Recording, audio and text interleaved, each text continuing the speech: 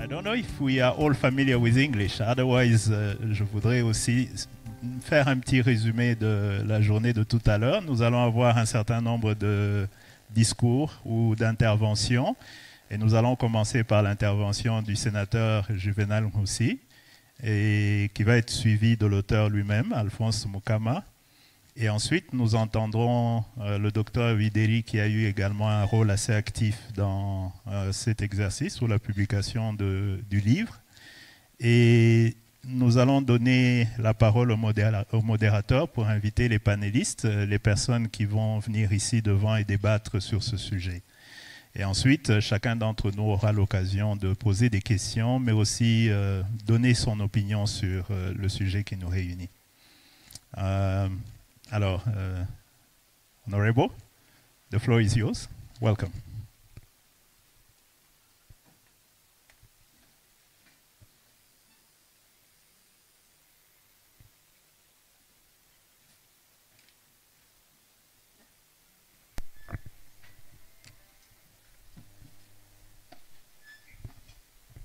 Honorables, Mesdames, Messieurs, Monsieur Alphonse, félicitations. Nous sommes réunis ce début d'après-midi à cause de vous, sur votre invitation à nous présenter un livre que vous avez publié. Ici, dans cette salle, ils ne sont pas nombreux qui ont eu le courage de mettre sur papier leurs réflexions. Et c'est une interpellation que vous faites à tout le monde, vous autres qui êtes ici, pensez, écrivez, partagez. Le titre de votre ouvrage, vous me l'avez offert en français, c'est pour cela que j'ai parlé en français. Je parle en français. C'est Afrique, mondialisation, Rwanda d'hier et d'aujourd'hui. Quand j'ai lu le titre, j'ai pensé à quoi? C'est qu'il y a quelque chose que vous avez voulu retenir. Vous auriez voulu ajouter Rwanda d'hier, d'aujourd'hui et de demain. Cela veut dire que vous vous réservez encore une tâche dans un proche avenir à nous présenter ce que c'est le Rwanda de demain peut être. Et ça, vous le pouvez, parce que, étant donné votre formation, votre expérience et vos actions dans divers domaines, dans le domaine politique aussi, c'est-à-dire que vous avez des idées à partager avec tout le monde. Ce que j'ai aimé dans ce livre et que je voudrais que vous partagiez, il y a, en commençant, ce livre, il nous donne les grands tableaux d'où nous venons. Le début de la mondialisation. C'est la traite des esclaves, c'est la colonisation, c'est les indépendances bâclées. Ce que je peux ajouter sur ces trois, je dirais, twibuke. Dans toute action, souvenez-nous que la traite des esclaves, que l'Afrique est entrée dans la mondialisation à travers ce crime qui a été commis contre les Africains. L'Afrique a été confiée, s'est renforcée avec le colonialisme, avec toutes ces servitudes, tous ces vices, toutes ces dégradations que la colonisation nous a causées. Nous nous souvenons, et là nous sommes des acteurs, les indépendances que nous avons vécues avec toutes les difficultés que nous connaissons. Mais aujourd'hui, je pense que nous ne devons plus rappeler l'histoire.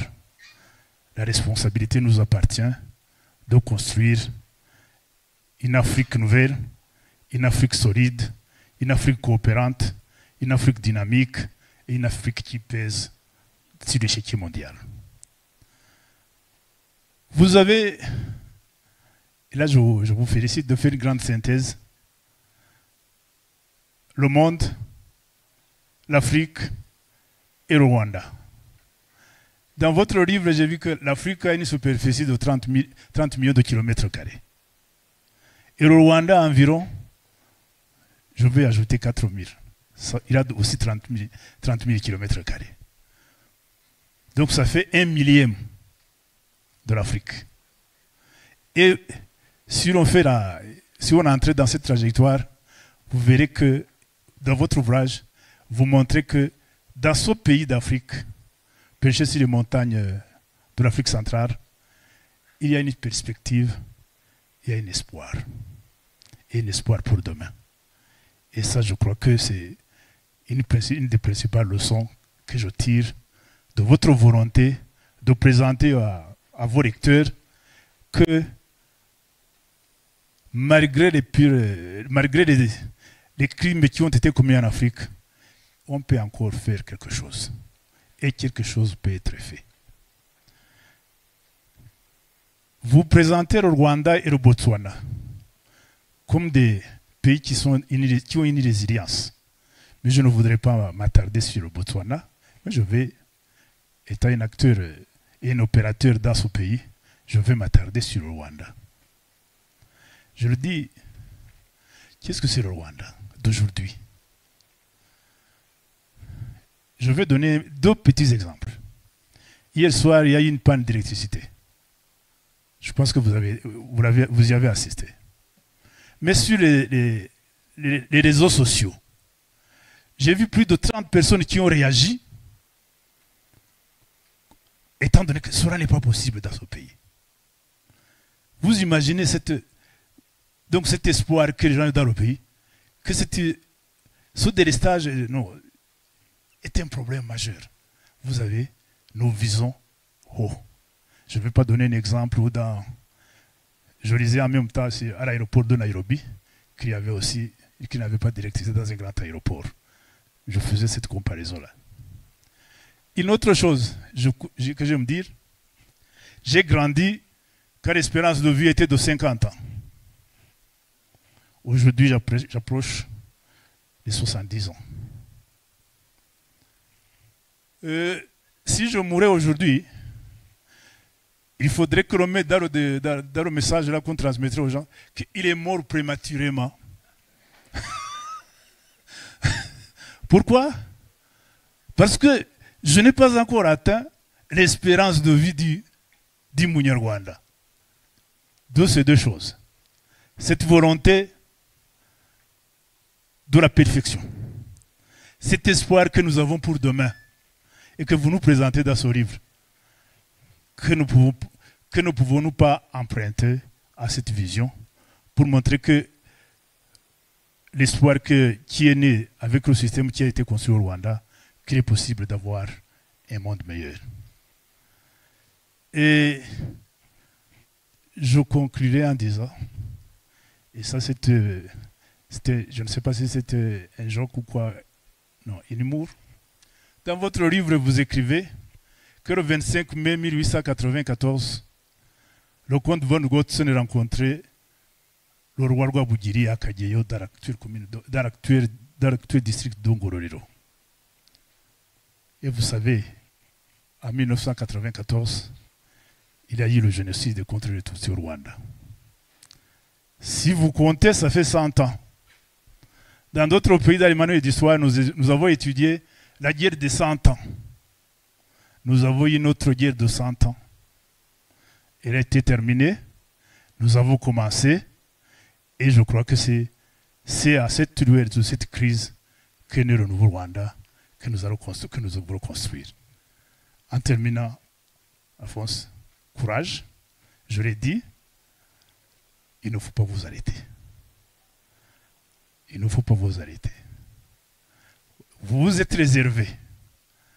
Vous êtes réservé dans votre ouvrage pour ne pas nous révéler ce que vous pensez encore de ce que ça deviendra.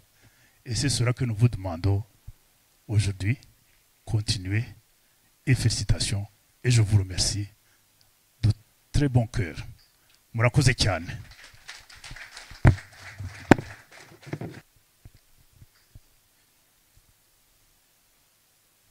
Thank you, Honorable Hosi, for your kind words. It will be difficult for me to translate all he said, but let me just outline some of the parts. Basically, he started by congratulating the author for this remarkable book that we have. He tried to highlight a few parts that speaks more to his heart, but also to ours, I'm sure. And I like the end of his speech. He's very much impatient to read the next one. It seems like the author, Alphonse, has just given a test to what he's able to produce. And we hope that we will get more and more coming out. And that this is the moment indeed that we are all expecting to hear from the author himself. He will come to the front and give his remarks. Alphonse, karibu.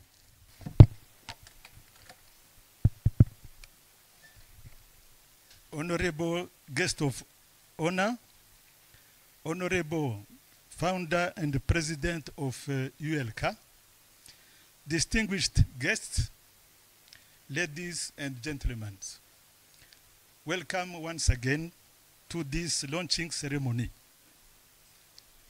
The book has been dedicated to His Excellency, the President Paul Kagame, and Madame Jeannette Kagame, First Lady of the Republic of Rwanda.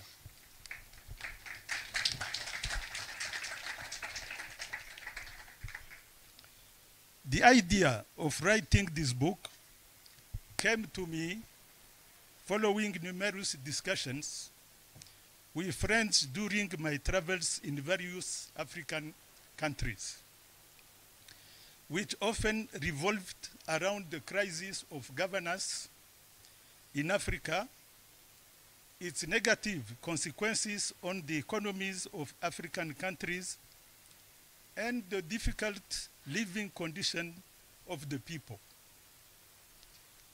Occasionally, we also discussed the 94 genocide against the Tutsi in Rwanda, a crime against humanity whose origins are not well understood by many observers outside Rwanda. The book explains three main points. First point, it is the way globalization works. Two, the governance crisis in Africa. Three, the origins of the genocide against the Tutsi in Rwanda. That is the three main points which will be explained in these books. But there are many, many history details that which are in the book, and for those details, you have absolutely to read the book. Chapter 1 is the slave trade and the regression of Africa.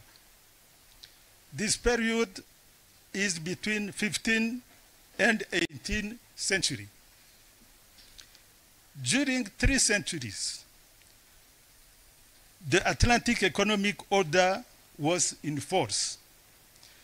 Today, it has been in existence for 5 centuries. What is the Atlantic Economic Order?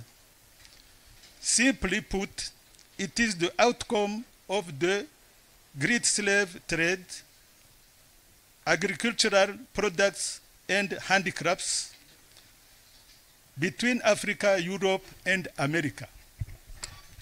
What is the meaning of this Atlantic Economic Order? The start of the trade slave. The trade slave led to the prosperity of the business between Europe and America. It was the prosperity of plantations in America. With this trade, slave, there was the creation on the shore of the Atlantic Ocean of the economic world we have today. Because the countries who was leading that business, America and Europe, became the leader of the world since the 15th century up to now. That is why the World Economic Order in which we are living has now 5 centuries of existence. Those who know history very well, they will tell us how many centuries the Rome Empire, I don't know, they call it l'Empire Romain. How many centuries the Rome Empire lasted? Somebody will tell us during the discussion. But the economic order we have now has done so far 5 centuries. And we don't know how many centuries again it will last. It can be 7 centuries, 10 centuries, 15 centuries. I think nobody knows. That is for the first chapter. Now the chapter 2 deals with colonial occupation and accumulation of capital. That is the 19th century. As you know, during the 19th century, there was in Europe, mainly in England, the Industrial Revolution. Globalization began in the 19th century as a result of mass production of various commodities and the need to source bigger markets beyond America and Europe. Those commodities who was produced could not be consumed only in America and Europe. They have to go to Asia, go to Africa, look for big market, and source raw materials. They needed a lot of raw materials, and they came to get those raw materials without paying a fair price, because it was colonial occupation. And that is, it is a contradiction of the free exchange. Today, in all the economy books, they talk about libre-échange. The economy is based on the free exchange of goods. But here in colonial occupation, there was no free exchange. The colonial powers were getting raw materials free. Now you go to chapter 3, decolonization and the march to independence. As you know, in the 20th centuries, all the African countries became independent. Chapter 4, post-independence and neocolonialism. That is the chapter which is very important for us. We try to explain the crisis of governance in Africa as a combination of at least 6 factors. First factor is limited internal and external sovereignty. 2, it is the very high economic dependency on former colonial powers. 3, it is a cultural dependency. 4, it is a high corruption among the elite in Africa. 5, leadership deficit in some countries, not in all countries. 6, undermining of African leaders and institutions by superpowers. You remind the case of Libya with Muammar Gaddafi. That was an undermining of African leaders and institutions. As an example of leadership deficit, we talked about Rwanda.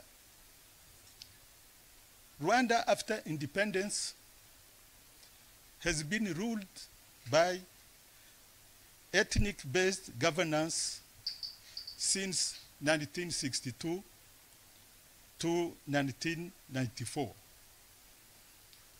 The result was many massacres, killing of peoples, and 100,000 refugees in neighboring countries. That is chapter 4. For details, I think it is better to wait for the questions and answers. Chapter 5, the issue of refugees and the Rwandan liberation. I think this chapter, you all know it.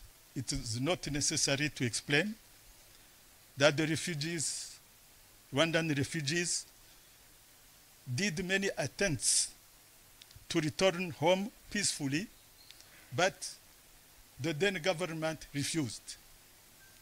The liberation struggle started in 1990 by RPF.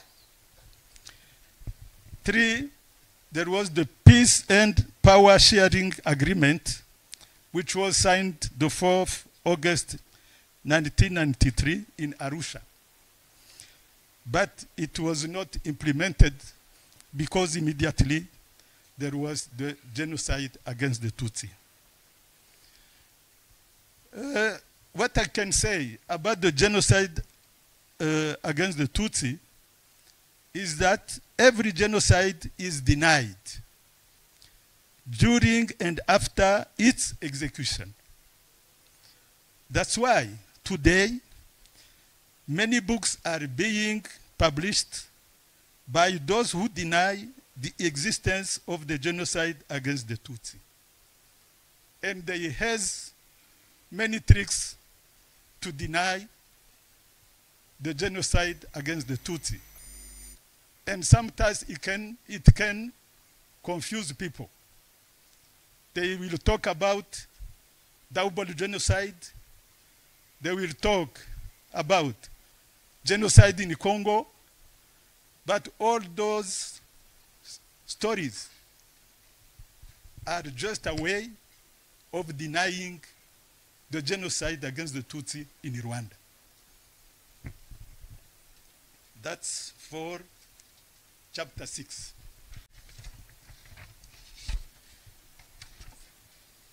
Now we go to chapter 7, leadership and good governance.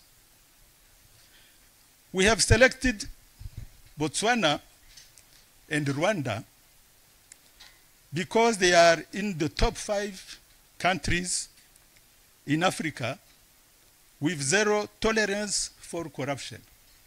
That is why we selected Botswana and Rwanda as models of leadership and governance.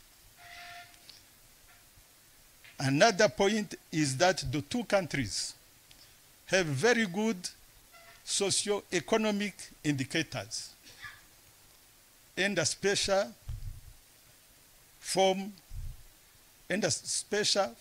focus on the poorest. Personally, I am very interested by the socio-economic indicators more than the economic growth. The economic growth is for World Bank, IMF. When there is a high growth economy, they applaud. But the socio-economic indicators sometimes are just put aside. Now we come to chapter 8.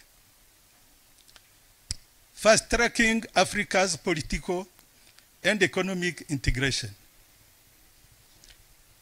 You know how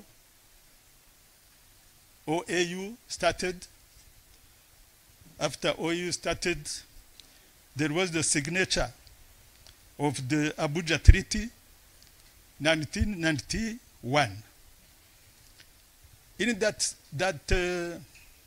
treaty, Africa was supposed to achieve political and economic integration by 2025. Now, we have only 1 year to go, and Africa is still far from that target. That means that there has been a lot of delay. Why? I don't know. But what we can say, time is not in our favor. If Africans want to perform in this globalization, which is very tough, if Africa wants to advance in this globalization, which is very tough, we must work for political integration, and we have to fast track. Otherwise, we will be lost. We don't have time. Time is not on our side. And it is, I think, the role of civil society all over Africa to make noise and say that this African Union has to fast track. Now, coming to chapter 9, taking advantage of globalization.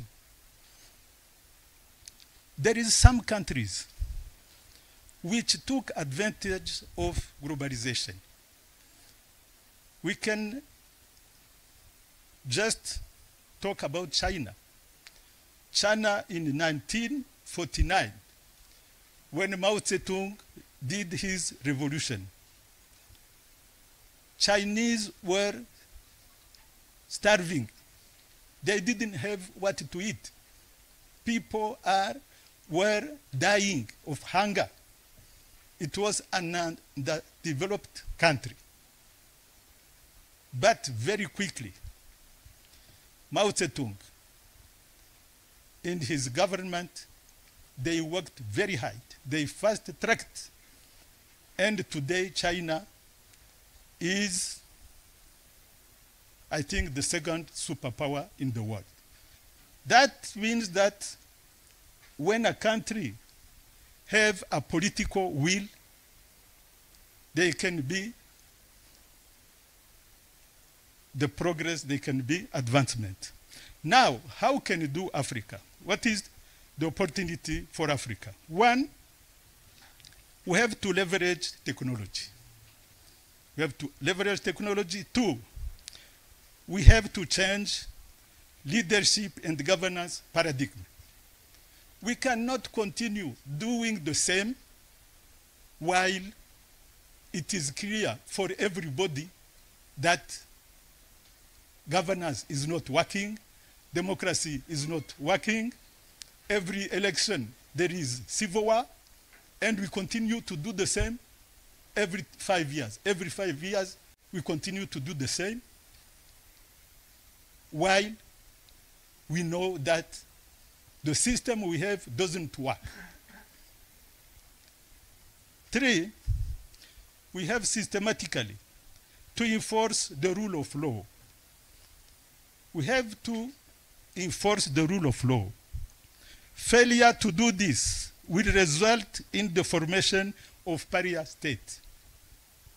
If we don't promote the rule of law, many African countries will become pariah states, mafia states, like Haiti is now.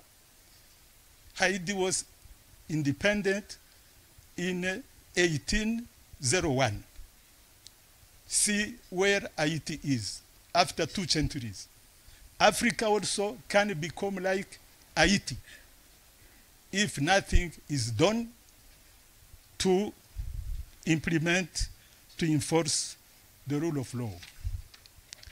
Finally, we arrive to chapter 10, prospects for the future. We have to realize that the world is changing. The world economic order is changing. Some months ago, you heard about the General Assembly of BRICS Bank. BRICS Bank is 37% of the world's population. They want to put their own bank, which will be challenging IMF, challenging World Bank, a bank which can give finance, loans at a better conditions. That shows that the world is changing. What has Africa to do? Africa has to organize and get a better place in the new economic order. The first economic order from slavery. The leader of the economic order got the best places, industrialization and so on, but Africa has given a very bad role, the role of supplying just raw materials and not doing industrialization. Now, very quickly, Africa have to organize itself in the new economic order. Africa has also to do industrialization. And we have signed here in Kigali in 2018 the African Continental Trade AFTC. It was signed here. But now, it has to be implemented. And we have to fast track to implement it. And in conclusion, we say that African populations deserve a better life. Thank you very much for your attention.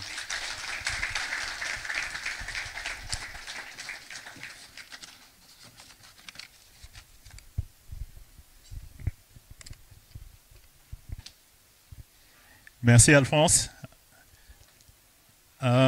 Encore une fois, ce sera difficile de traduire en anglais ce qui vient d'être dit, mais l'auteur nous a en fait présenté en grande ligne le contenu du livre. Ceci dit, je vous invite tous à le lire parce que ce qu'il a donné reflète une petite partie de ce qui est écrit. Il est difficile de résumer les 200 pages en quelques mots de 15 minutes.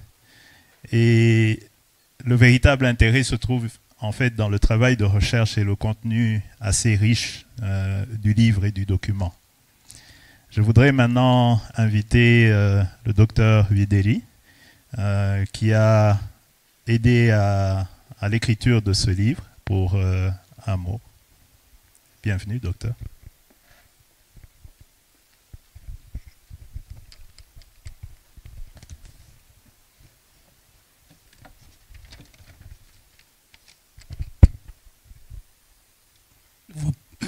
me permettrez de m'exprimer en français, puisque j'ai lu la version française et le MC pourra traduire. Cher Alphonse, honorables invités, auguste assemblée, mon petit mot est un hommage à l'auteur, à Alphonse, à son ouvrage, à son livre. Le livre d'Alphonse est à la fois un essai, un traité, un manuel, et vous pouvez ajouter d'autres qualificatifs. En écrivant ce livre, Alphonse fait honneur au Rwanda, il fait honneur à l'Afrique. Pour être un ouvrage, un essai, un traité, un manuel, il a fallu que Alphonse soit outillé pour naviguer dans l'histoire, la politique, l'économie, mais que tout soit poussé par un levier à la fois scientifique et militant.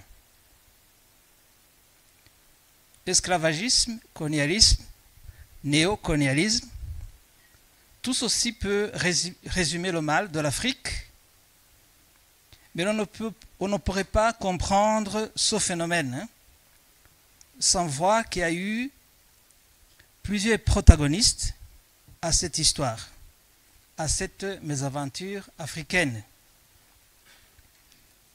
Des Africains ont voulu libérer l'Afrique et ils ont payé le prix. Mais des Africains ont vendu aussi l'Afrique et hélas continuent de vendre leur pays, leur peuple. Un dirigeant qui met à la merci son pays, le vend au meilleur offrant est pire qu'un esclavagiste portugais, espagnol ou arabe. Le livre d'Alphonse est un écho à la libération complète de l'Afrique et des Africains, une libération mentale, culturelle, comme le dirait Aimé Césaire ou Léopold Sédar Senghor. Je fais référence à ce qu'ils ont appelé la négritude. Ce qui signifie la négritude est la simple reconnaissance du fait d'être noir et l'acceptation de ce fait, de notre destin de noir, de notre histoire et de notre culture. La négritude et l'émancipation vis-à-vis de l'assimilation. L'émancipation ouvre à la résilience, self-resilience, Kwigira. Et à mon avis, sans trop vouloir influencer le prochain livre d'Alphonse, il pourra se poser la question et trouver la réponse. Pourquoi le modèle politique et économique du Rwanda est une réussite aujourd'hui? Ceci, lorsqu'on lit plusieurs rapports internationaux, on voit que le Rwanda a fait des pas. On ne peut pas résumer ça au leadership ou à la bonne gouvernance. Il y a d'autres facteurs qu'il faut bien sûr rechercher. Sans trop prendre la parole, encore une fois, félicitations Alphonse et bienvenue à la cour des écrivains. Merci beaucoup.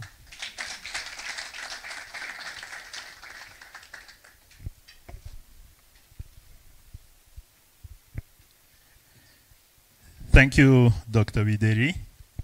And thank you once again also for your contribution to this achievement. We get support from many, but Dr. Bideri has been very dynamic into putting this in order and bringing this book to life. So thank you once again. Now we would like to open the floor to the panel discussions, and I'm inviting John Sendanyoe for inviting the panelists. Welcome.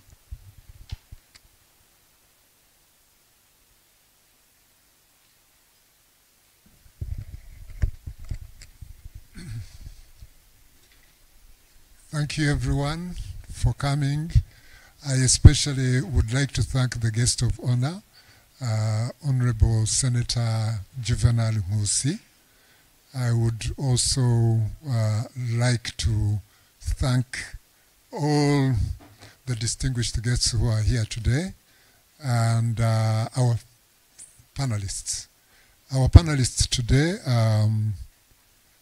Ms. Angelina Muganza, Dr. Muraija Jean de la Croix, and last but not least, the president of ULK, Professor Balinda Rwigamba. Could you please come forward? I would like to, before anything else, I want to thank Alphonse Mukama for having given me the honor of moderating this event. Mine is really very easy. It's just to give word to each of the panelists to provide their views and observations on this excellent book that Alphonse has prepared for all of us. A book I think that is an excellent addition to a wide knowledge base that is going to be very, very interesting for future researchers. In introducing the panelists and the panel discussions, I'll begin with Professor Balinda Rwigamba. Professor Rwigamba, who is our host today as well, is the founder, president of ULK. Among many other things, Professor Balinda holds a PhD in African languages. He has a very rich, very varied experience as an educator in DRC and Rwanda.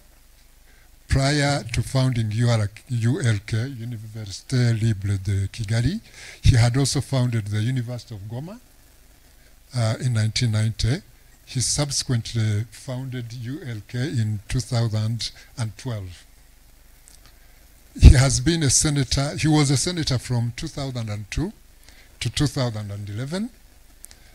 He was also president of the Association of Private Institutions of Higher Learning in Rwanda from 2003 to 2014. Professor Rwigamba will speak on the role of education in the context of preparing Africa for the next phase of globalization. I do not want to take away his thunder. I would simply invite Professor Rwigamba to address all of us about Alphonse's book. Thanks, Professor, and welcome. Thank you so much. It is a great pleasure for me to be invited. Let me first of all say, honorable members who are here,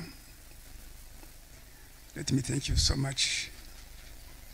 And I take this opportunity to thank the author of the book, Alphonse Mukama, Alphonse Kairanga Mukama, for this excellent book.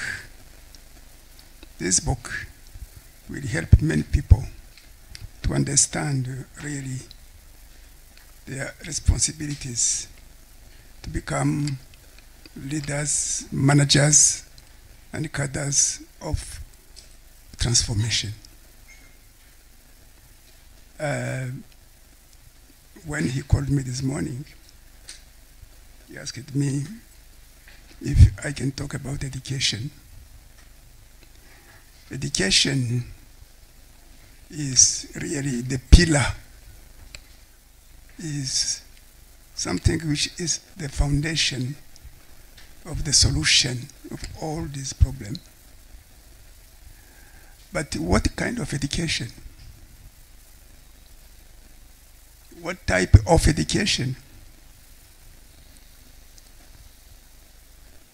This is the first question, which is so important. We speak of education, education, education. But for myself, we should really think about the real concept of education. Education should be a complete education. What is a complete education? It is an education which combines science and conscience. In science, we have to get knowledge, to get technology, to get skills. But these are what we call to know in the brain. To know in the brain. We have something which is neglected completely, is B in the heart. B in the heart is the moral conscience.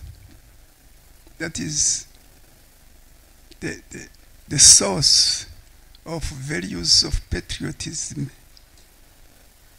values of love, of integrity, tolerance, value of resilience, value of humility, the determination. So this is B, the conscience. When we speak of education, people think only about the mental, the stock of knowledge, the stock of skills. When you come to performance, to real life, you see people having the stock, but lacking the foundation. In French, we say, la combinaison du savoir-être, du savoir-faire.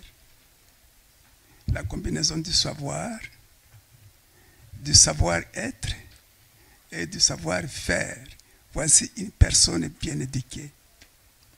If I can translate this in English, the combination of knowledge, competence, and of B in the heart, having these values of love of people, of love of God, of love of your country, values of integrity, honesty, humility, democracy, all these values. And the combination of know-how in practice. Because when people come here, they pay money to get knowledge. But for us, when you see those values, you can see those values every day, in every classroom. It is our way of life. We teach them module of ethics, and even when we teach another module, entrepreneurship module course, there is a chapter of ethics. Everywhere we try to find a chapter of ethical values to know that it is the B, it is the regulator of the knowledge. B is the regulator of know and know-how. In French, les valeurs éthiques et morales constituent la régulation du savoir et du savoir-faire.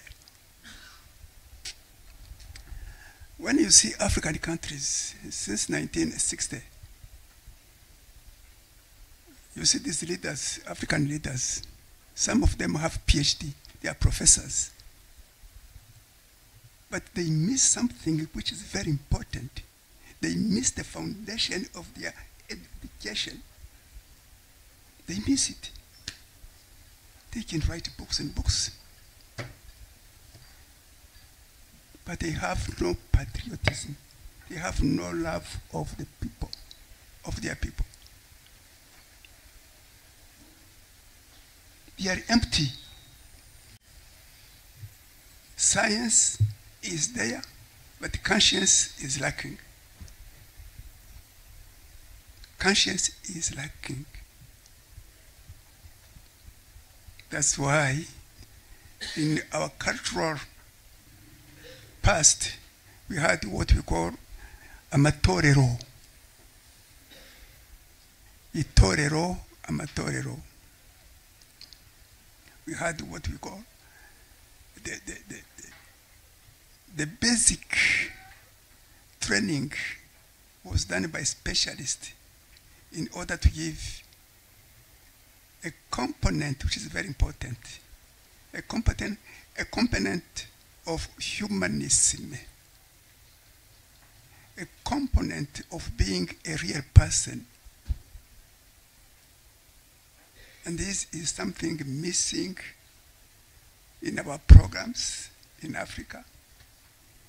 And this was the secret of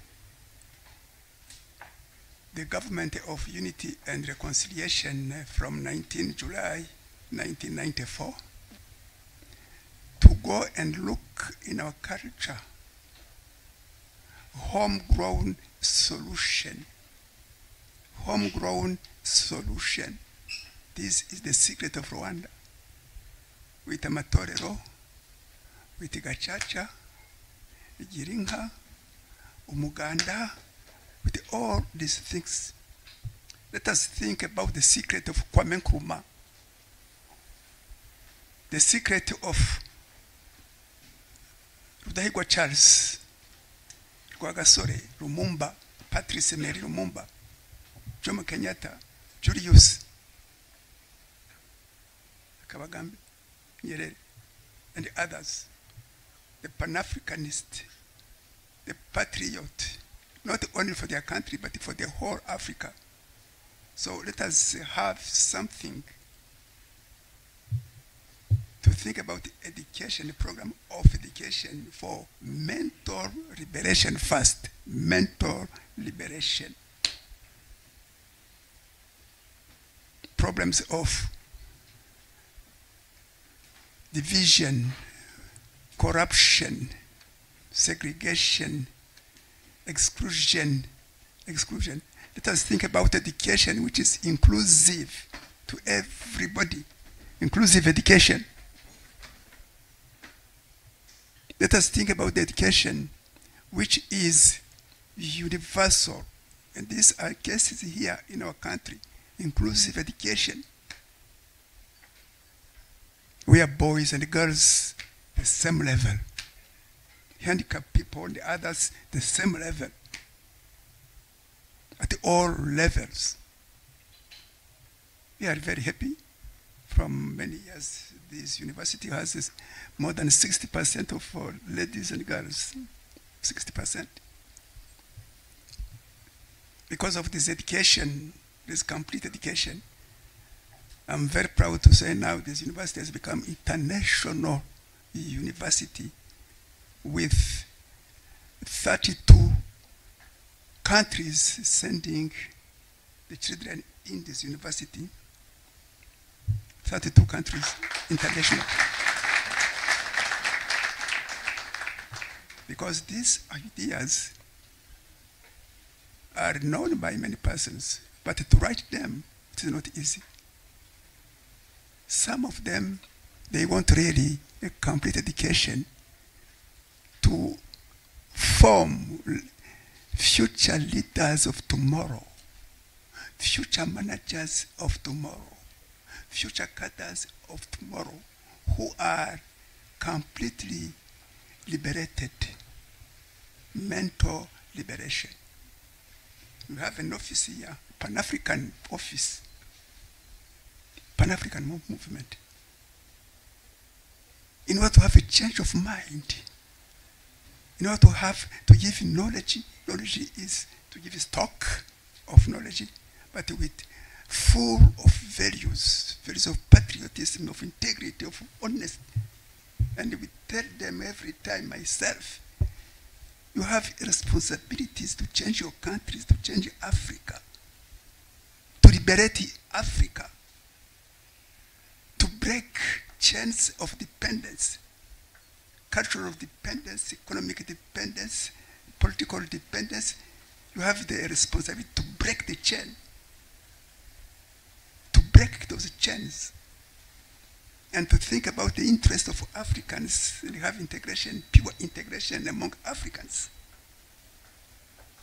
We talk about this slavery, colonialism, divide and rule. Divide and rule. A rule to exploit. A rule to exploit. Divide and rule. We should have cooperation, equal.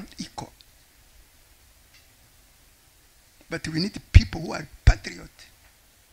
Corrupted people, we don't need them. Patriot. You have a file, you have a document, you study it, and you look for the interest of your country. You don't look for your own interest. Why? Because you have been educated for X years. In that vision, in the vision of transforming Africa to be an excellent continent. Yeah, but unfortunately, many higher learning institutions and secondary schools and others, they don't put much emphasis on the ethical values, on conscience. They think education is science. In French, we say, la science sans conscience n'est que ruine de l'âme. La science sans conscience n'est que ruine de l'âme. Science without conscience is a destruction of your soul. You will finish to Mageragere prison. You have PhD, you are professors of the universities, and your place is at Mageragere, or just stealing people and creating wars and killing and so on. La science sans conscience n'est que ruine de l'âme. So please, let us think about education. Let us think about a real education, complete education, integral education, l'éducation intégrale, complète, qui prend toute la personne, qui engage toute la personne.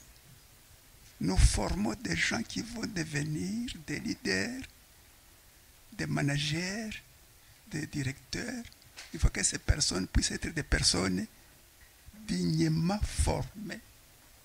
People who have got an excellent education, a complete education, combining ethical values, science, technology, skills, and when we see them on the field, they are excellent leaders, excellent cadres, excellent managers of transformation.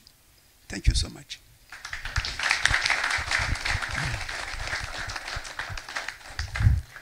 Thank you, Professor.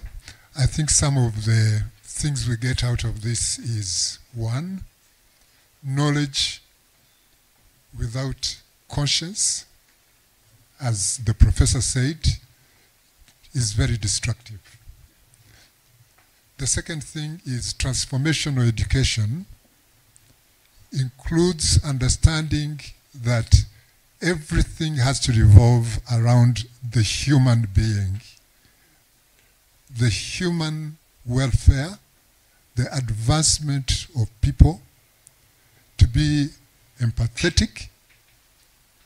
It's not simply a question of knowledge. A friend of mine who has not been to school once told me, and not very long ago, that there is a difference in Kinyarwanda between ubumenyi n'ubwenge.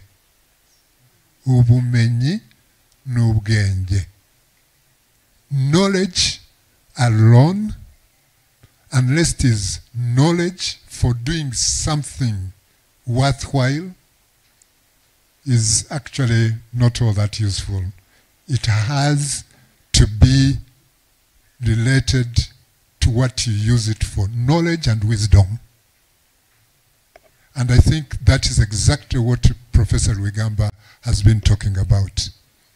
I doubt that Rwanda would be where it is now, given our history, and it is not long ago history, unless we had educators like Professor Rwigamba, who knew exactly that educating people in technical studies without also giving them the ethical values, the moral values, that they would be able to use together with the knowledge that they had acquired to deal with human problems would not have taken us very far. I thank you so much, Professor. The next panelist will be Dr. Muraija Jean de la Croix. The Dr. Muraija is a senior lecturer at the National University of Rwanda. He has also been Dean of the Faculty of Social, Political, and Administrative Sciences, as well as Dean of the Faculty of Media and Social Sciences, and he has held many other academic and professional roles. Dr. Muraija is, among many others, a member of the Audit Committee of the Pan-African Movement, of which Professor Rwigamba spoke and said that they've got a seat here at the university. The Rwanda chapter of the Pan-African Movement. He has been the chairperson of the Social Sciences and Humanities Rwanda National Commission for UNESCO. He has also been chairperson of the Economic Cluster Commission of the Southern Province of Rwanda. I come from there, so I really, I'm very grateful for everything you have done for that. It would take me extremely long if I started talking about the very many things that Dr. Muraija has done and continues to do. I will only say he's going to speak on the alternative strategy for Africa's development. What are the implications for Africa of the current fast-paced changes in the global geopolitical landscape, from the unipolar to the multipolar world? What implications does this have for resource mobilization to support our development? The threats, the opportunities, and the weaknesses and strengths that we as Africans and Rwanda specifically bring to the table. What do we need to do to diversify our relationships in a dynamic global political environment that is moving very fast from a unipolar to a multipolar world? And so without much ado, I will leave it to Dr. Muraija to speak about this. Please, Dr. Muraija. Thank you very much, dear moderator. First of all, I would like to ask you if it is possible to change the way we are going to intervene, because in my intervention, I would like to talk about the dependencies faced by many governments in less developed countries, mostly in Africa, after the intervention from Honorable Angelina Muganza. Is it possible?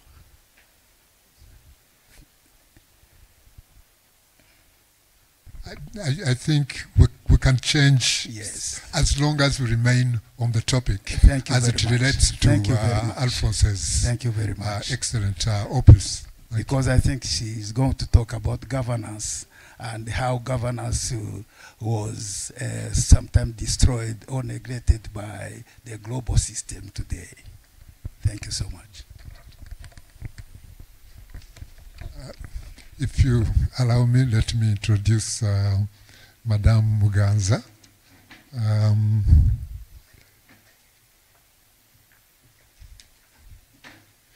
Miss Angelina Muganza has been a civil servant at very senior levels since 1999.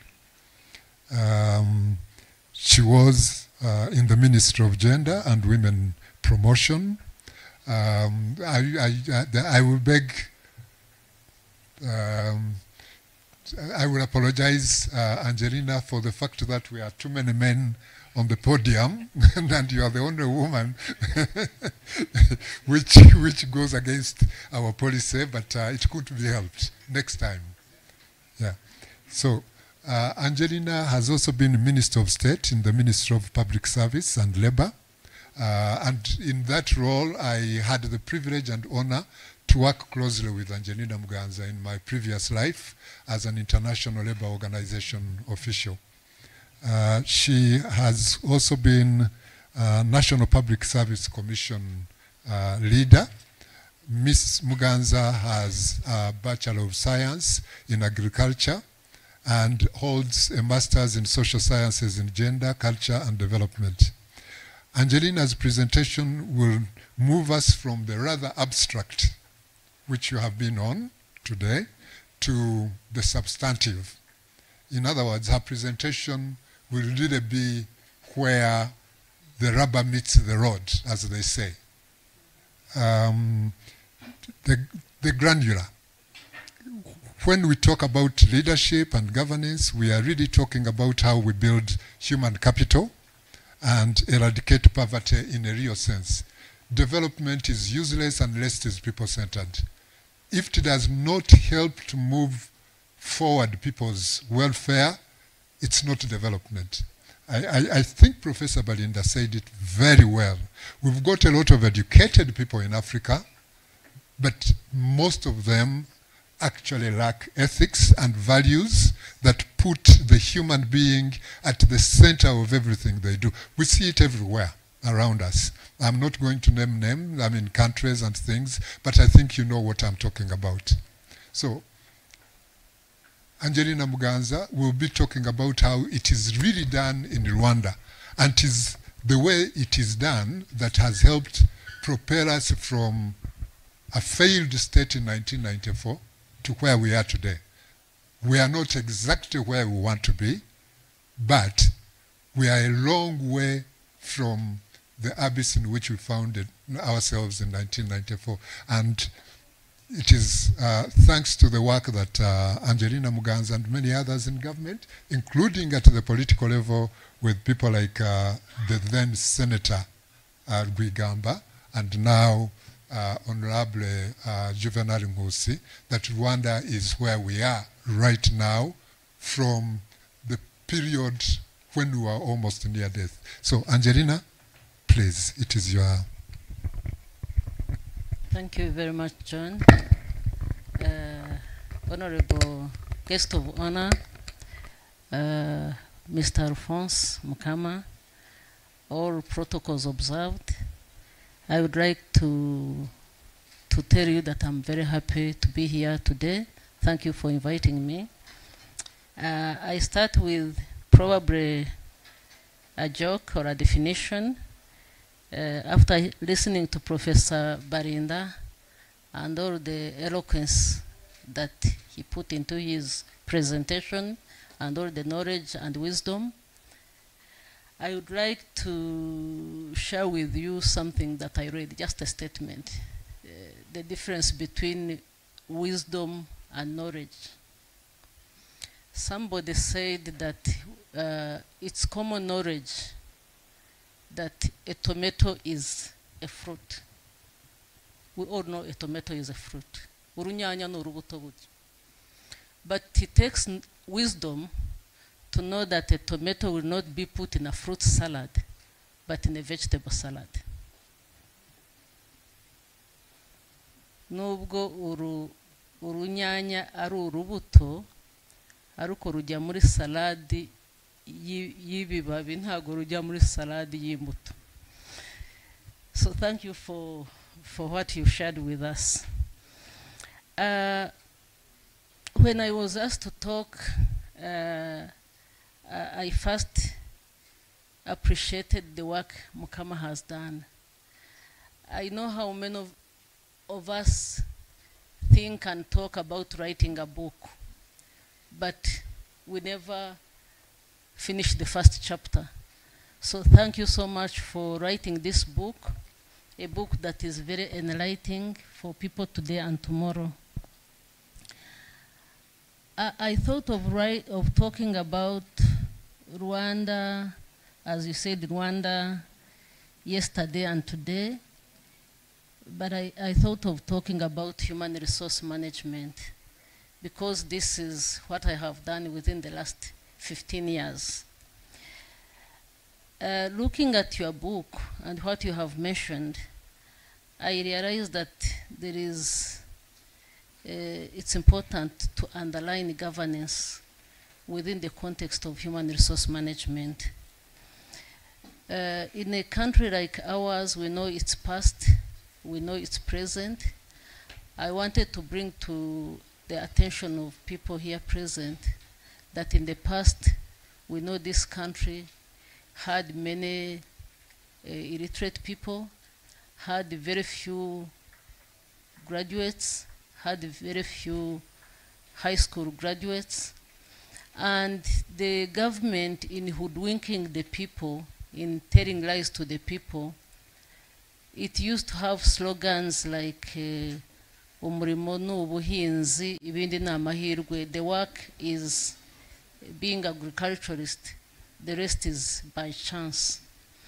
And actually being agriculturist was more by chance because we depended so much on rainwater.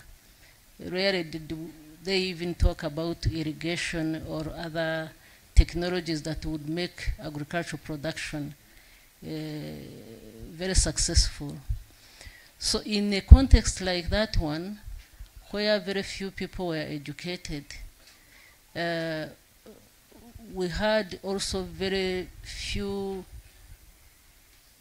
people who were employable, if I may say. But the employability of these people, also of the Rwandans, depended so much on who knows who. And this is exactly what I wanted to talk about.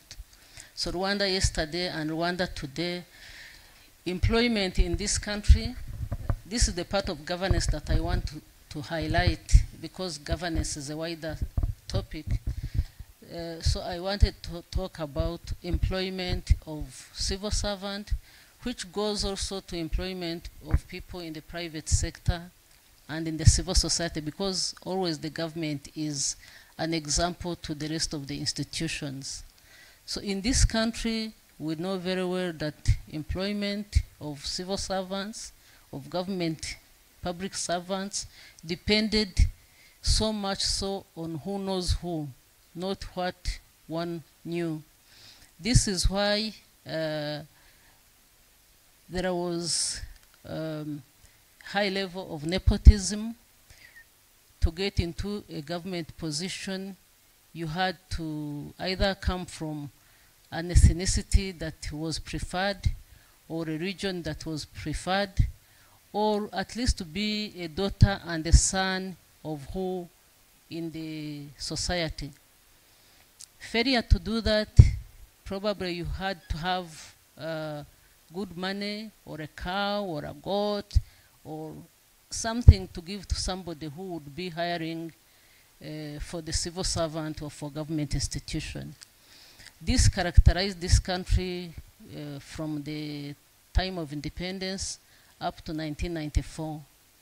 I think we have always heard of some officials who would say, how can you get into school? How can you get a job if you are Mwene Rukweto, when Mwene Burugumestri has not had the first priority. So this type of nepotism, this type of corruption characterized this country so much so that it had gone to the limit of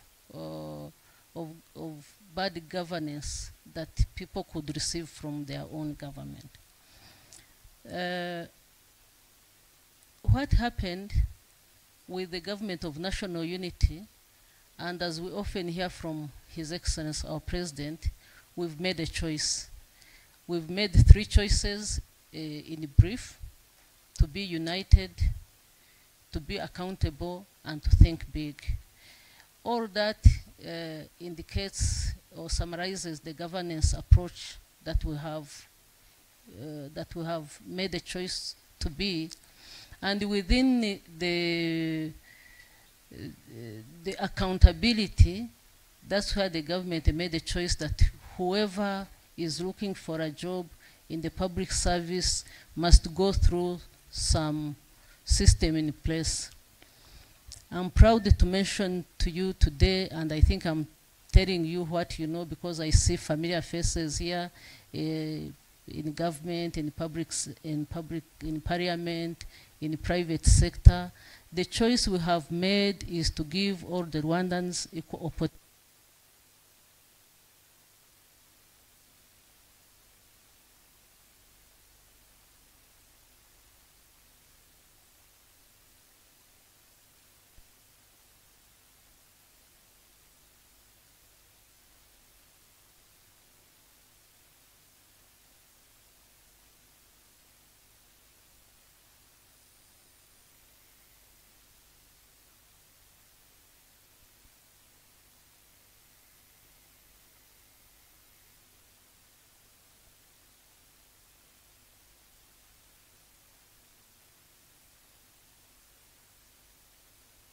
I was saying that this country has made a choice to give all Rwandans equal opportunities, to leave no one behind, be it in education, be it in employment, and the other opportunities that are available in this country. As regards to employment, the choice we've made is to give all job seekers an equal opportunity to employment through a selection process. This selection process, as you may know, presently it is even digitalized, so that if any government position is available and vacant, it should be known by every Rwandans, be they in Rwanda or even abroad. This is why we chose to use what we call e-recruitment, so that every Rwandan should know and may know that there is a vacant position. After all that is done, we go through a competition process whereby all the candidates are given equal opportunity again to sit for oral or written interviews. And there is also a process that whoever feels grieved or has any grievances can appeal to the government through the National Public Service Commission, so that nobody can miss an opportunity if she has the ability to get employed.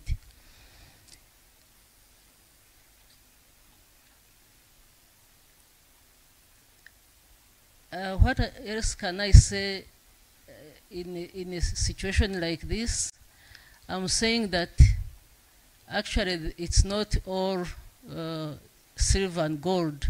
We still have some government personnel who go beyond, who go against the principles in place.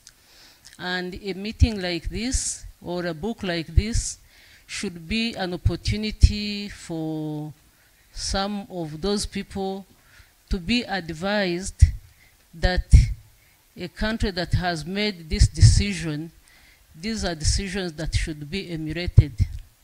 I thank you very much for listening to me.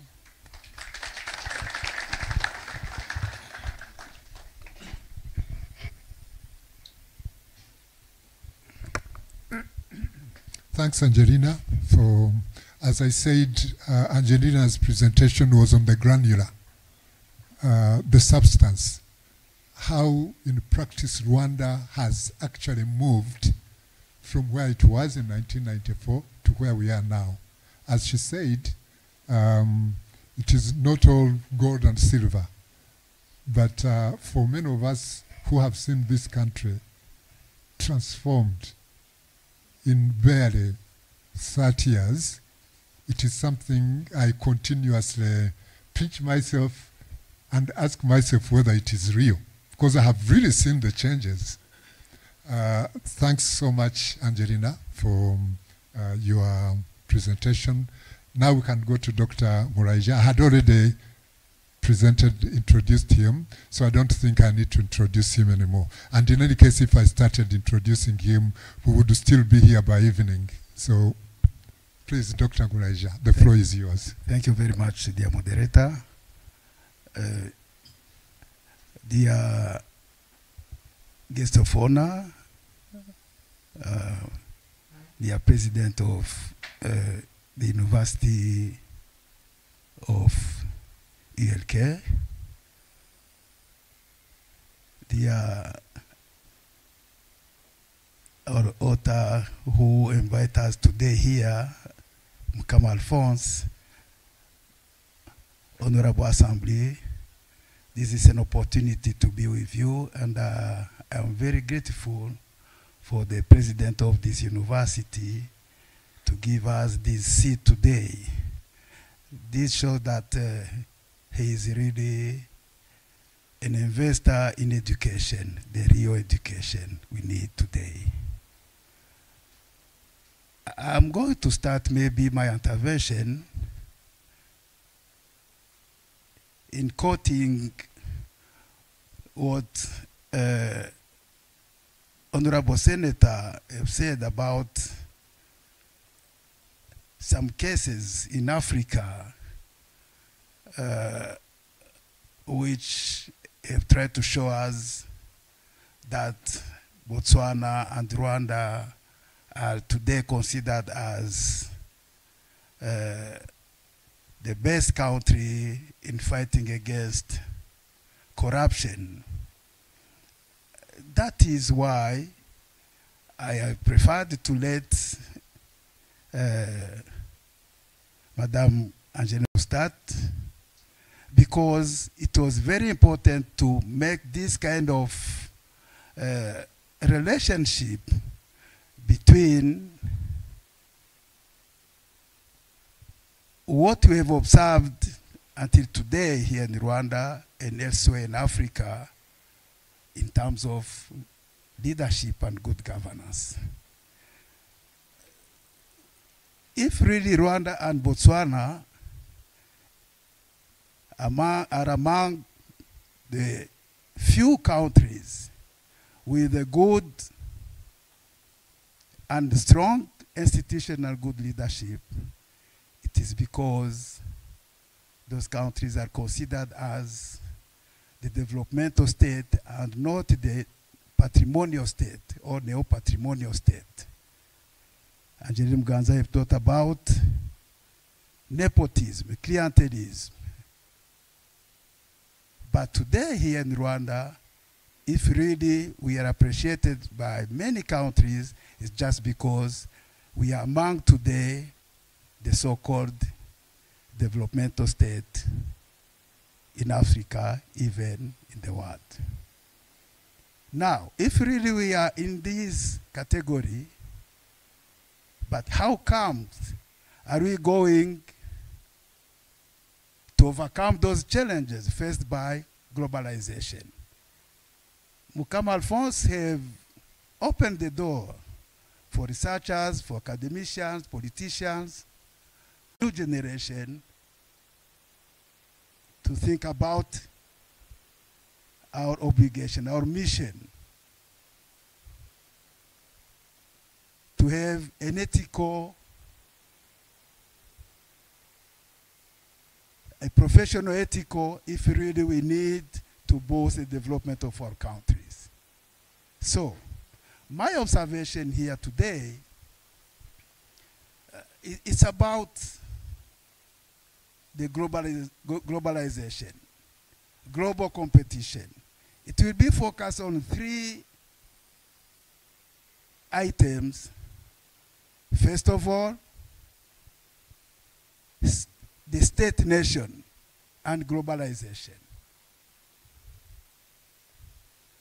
The second will be focused on the truth about globalization. Here, Alphonse have tried to show African and globalization when he talk about l'auteur déconstruit, le mythe de la mondialisation. Mais comme il est très modeste, il n'a pas voulu continuer à déconstruire. Il a laissé les autres ouvrir maintenant le champ de débat. That is why we are going to talk about those myths of globalization. If we do not recognize that there are some myths of globalization, it will be very difficult for Africa to go far in our development perspectives. So, the first problem is about, as I said, the national state and globalization. While we have observed that many African countries have lost their independence to decide on the way they would like to conduct their nations due to the global system in politics, in economics, even in social affairs. Second, it's about the myth or the truth of globalization, or the truth of global competition. We are going to analyze different myths of globalization. And the third will be about the challenge of globalization. And I closed my observation on the way forward, the path of the new orientation for Africa's development.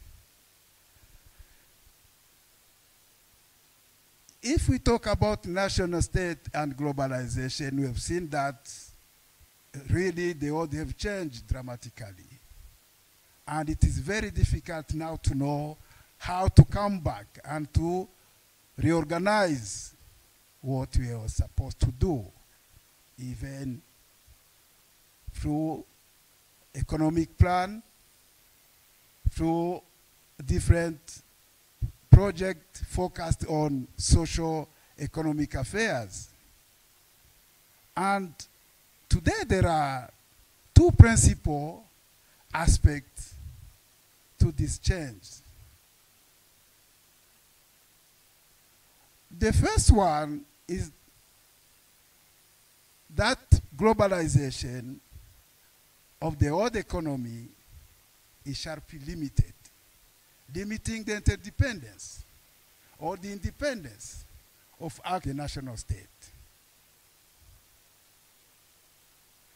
In addition to that, we are only just beginning to understand what the existence of one what we call in brackets superpower or supreme military, financially, means to the evolution of world diplomacy and world politics. This will bring us to think about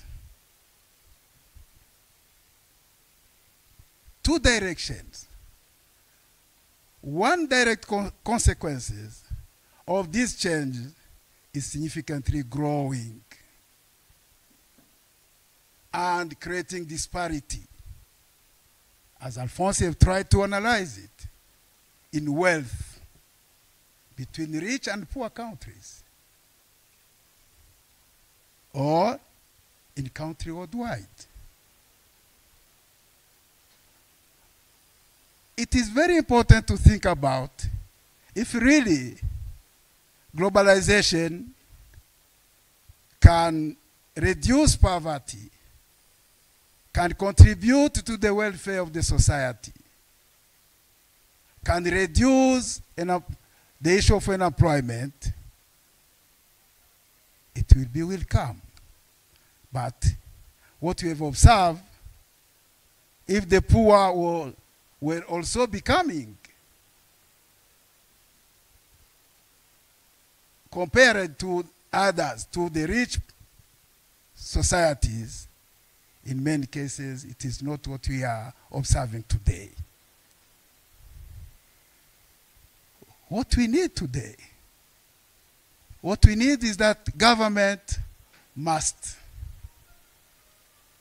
fashion their policies to meet the wishes of the international marketplace. There are fundamental differences from earlier time, which is totally different. For the others world, the most serious problem is instability, possibly leading to systematic breakdown. That's what we are observing today. Now, there are two specific tasks. The first one is how to preserve some form of equity and reasonable competition in global marketplace, and how to establish stability within the financial market themselves.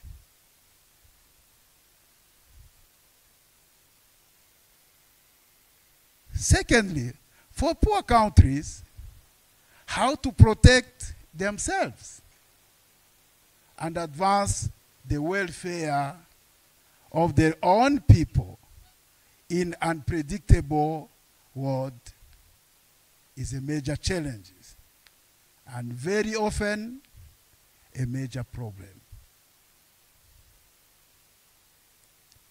What should we do? We do is, first of all, to recognize and to know those obstacles and think twice which kind of orientation should be better for less developed country and mostly African country.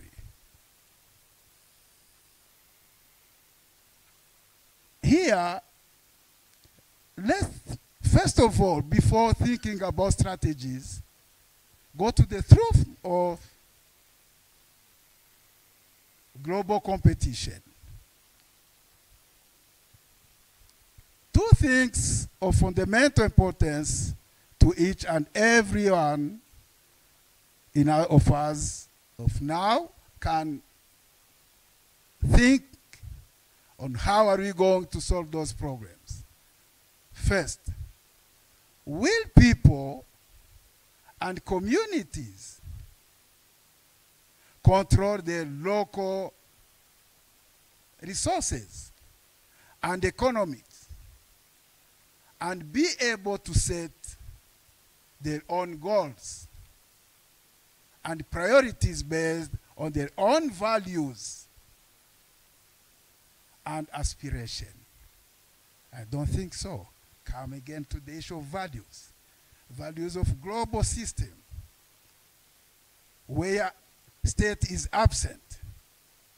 Or will these decisions be left to global financial and corporations that are blind to all values save one instant financial returns? Today we are talking about financial issues. Lastly, the last question is, and each of us should know what Mukama Alphonse have led others to, the readers to think about it. Will the sustaining resources produced by the regenerate capacities of our planet is ecosystems be equitably shared to provide for the material needs or for all of us who inhabit this beautiful planet, as well as our children and their children into the 7th generation and beyond. We are thinking about today, but we forget to think about tomorrow for the future generation. What will happen if we are not in the situation of win-win cooperation? That is why economists, politicians, corporate spokespersons, and the media have for years been touting the benefit of global economy. Yes, we plot for global economy. But what is the end? The end is not the economic growth, as Alphonse said. The end is the well-being of the citizens. Growth is necessary, but is not sufficient. What we need is economic development. And economic development equals growth plus change, meaning that we need change. We need economic growth which can contribute to the socio-economic transformation of our citizens. Now, what are the observations? First, economic globalization is causing severe economic dislocation and social instability. The technological change of the past few years have eliminated more jobs than they have created. And today we are going in the area of artificial intelligence, where robotism will replace human in terms of job opportunities. Higher profit no longer mean more job security and better wage. Globalization tends to do or to link the fate of corporation that fate of its employees. Finally, they admit that growth in GNP is a valid measure of human well-being and progress.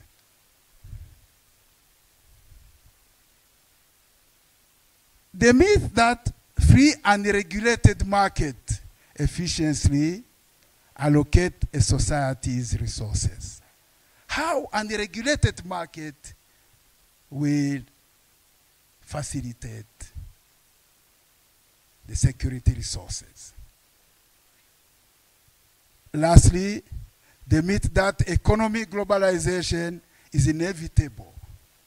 Here, members of Assembly, some will think that globalization is the blessing gift for Africa.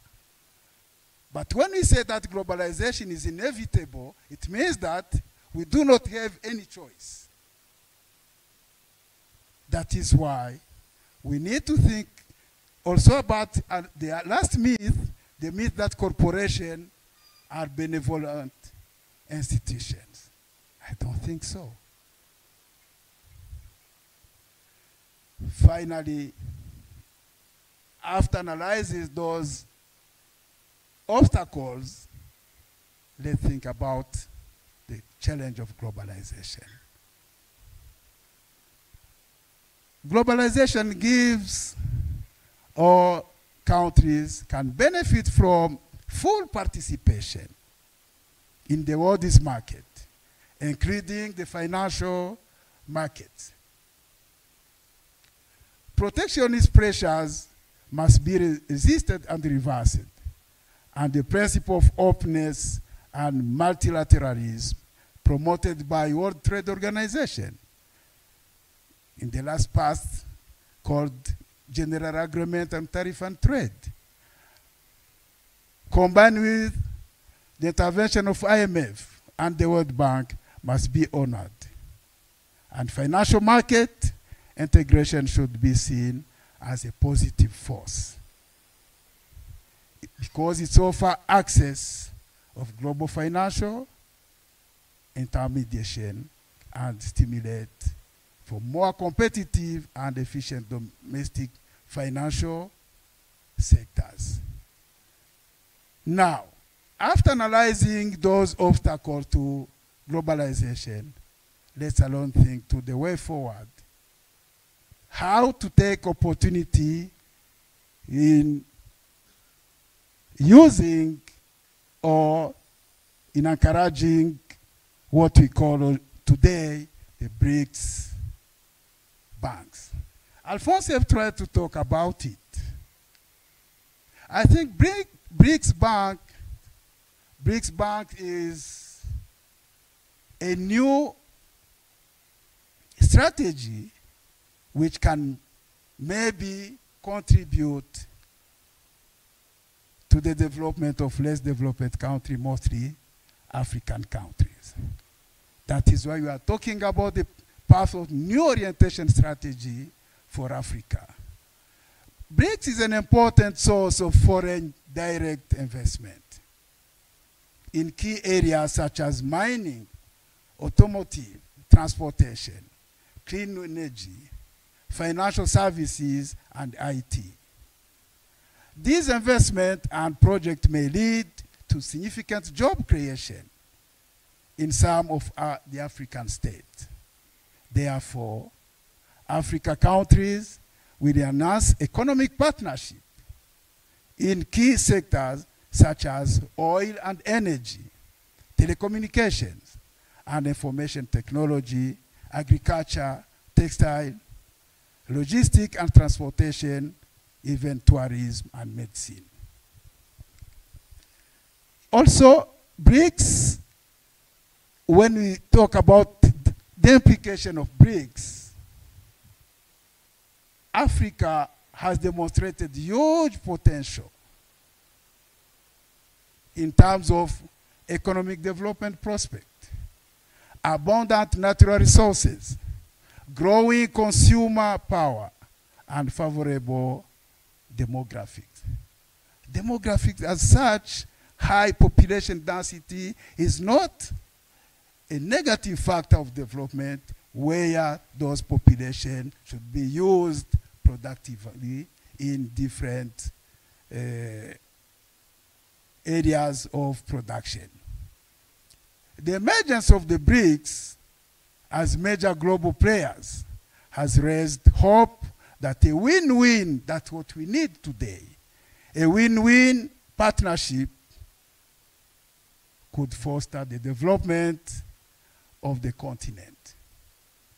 With concrete examples, in recent years, the BRICS have expanded their involvement in Africa.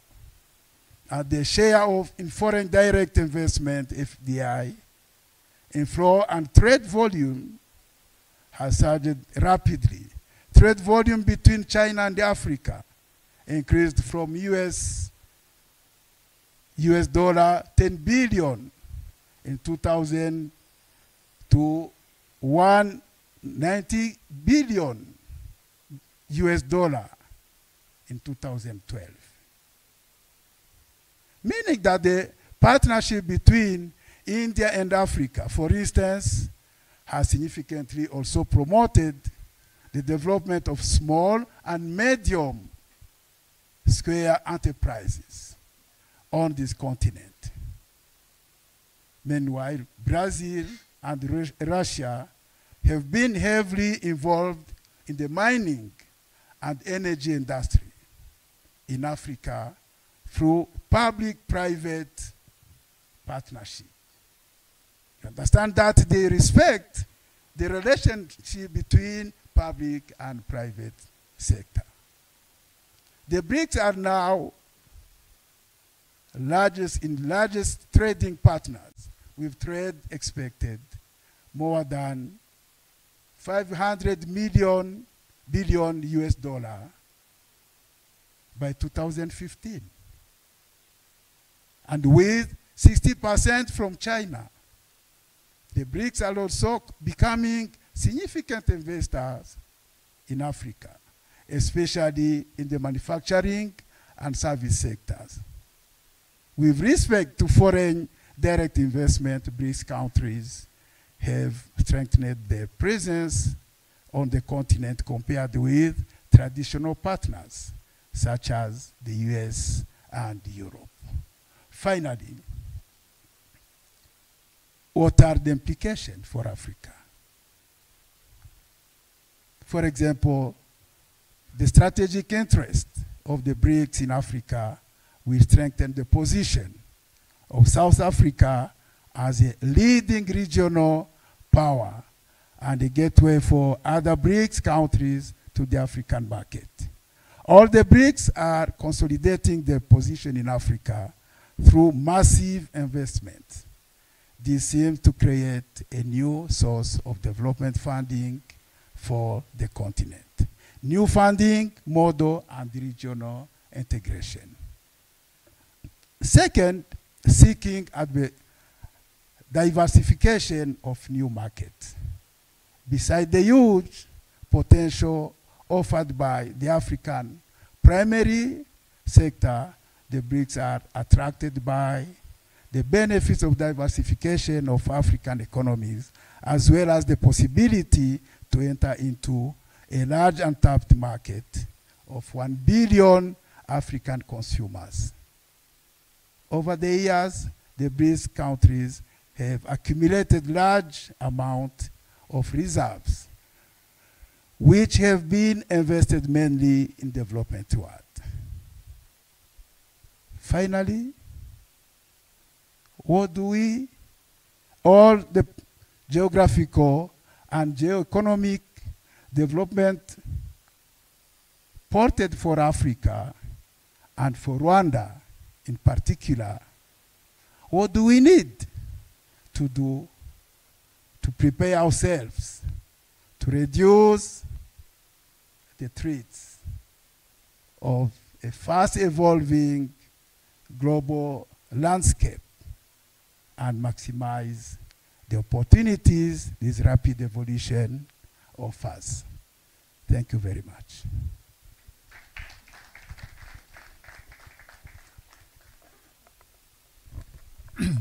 I think we all should thank Dr. Nguraija for an excellent panoramic view of the issue of globalization, its opportunities and challenges, and what it implies for us in Africa, the challenges, the opportunities, the various dangers that are implicit in what the geopolitical evolution, current geopolitical evolution means for us.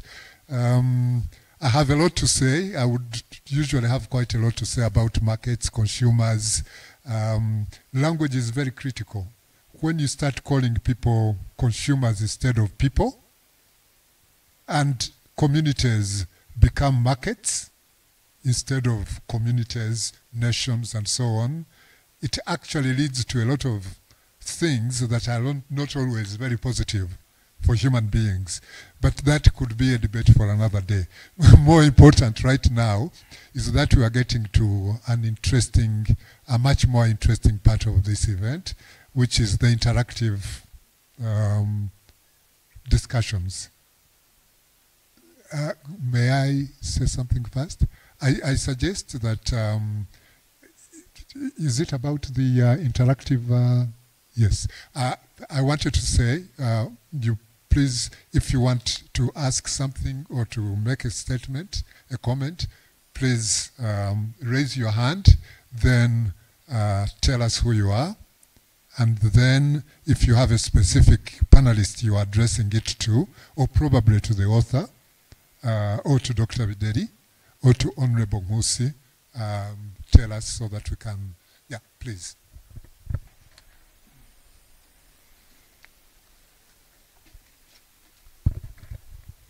Murakoze, nitwa Yvette Nyombayire Rugasaguhunga. Ndabashimira cyane cyane kuri uyu mutungo mwaduhaye Tonton Alphonse. Ese hari gahunda mwaba mufite yo gushyira iki gitabo mu kinyarwanda ndetse no mu zindi ndimi zikoreshwa cyane icyongereza n'igiswahili kugira ngo wenda bigere kuri benshi duhereye ku bari mu Rwanda? Murakoze.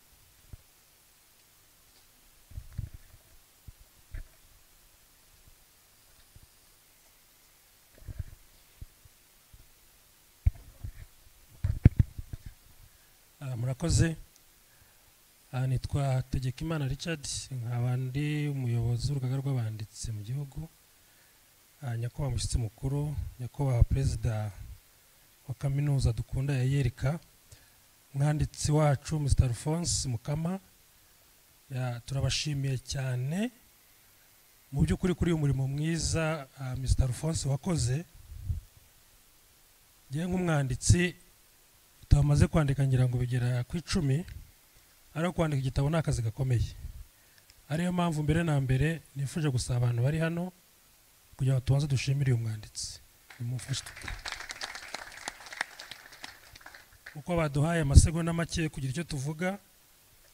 Ngira amahirwe mba no mu muryango wa Pan African Movement, ndi komiseri muri komiseri wungirije wa komisiyo ya politiki n'imiyoborere. Ngira ngo bayije turabana, baba nasabaga ko iki gitabo Mr. Alphonse mwakwegera umuyobozi wa Pan African Movement, buriya n'umuryango uhagarariwe kuva ku rwego rw'igihugu kugera hasi ku mudugudu, kugira kino gitabo kizakoreshwe n'abantu benshi mu kubaka Afurika dushaka, kubera yuko kinafite uruhare muri ya gahunda nziza y'icyerekezo 2063 Agenda 2063, ndetse no kikagira n'uruhare muri gahunda nyinshi dufite mu gihugu cyacu. So nasaba rero yuko iki gitabo cyaba copyright yacu ariko itari legal, no kucyawuninga gusa kugira ngo tugikoreshe muri komisiyo zitandukanye kugira ngo gikomeze gifashe abanyarwanda ndetse n'abanyafurika muri rusange. Once again, congratulations for the noble work that you have done. Thank you.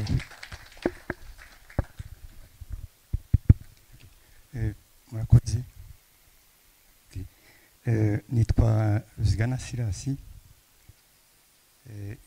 Mfite ibibazo bibiri. Urebye presentation yakozwe na Mukama, hari situation turimo ubu ngubu bayigarutseho cyane.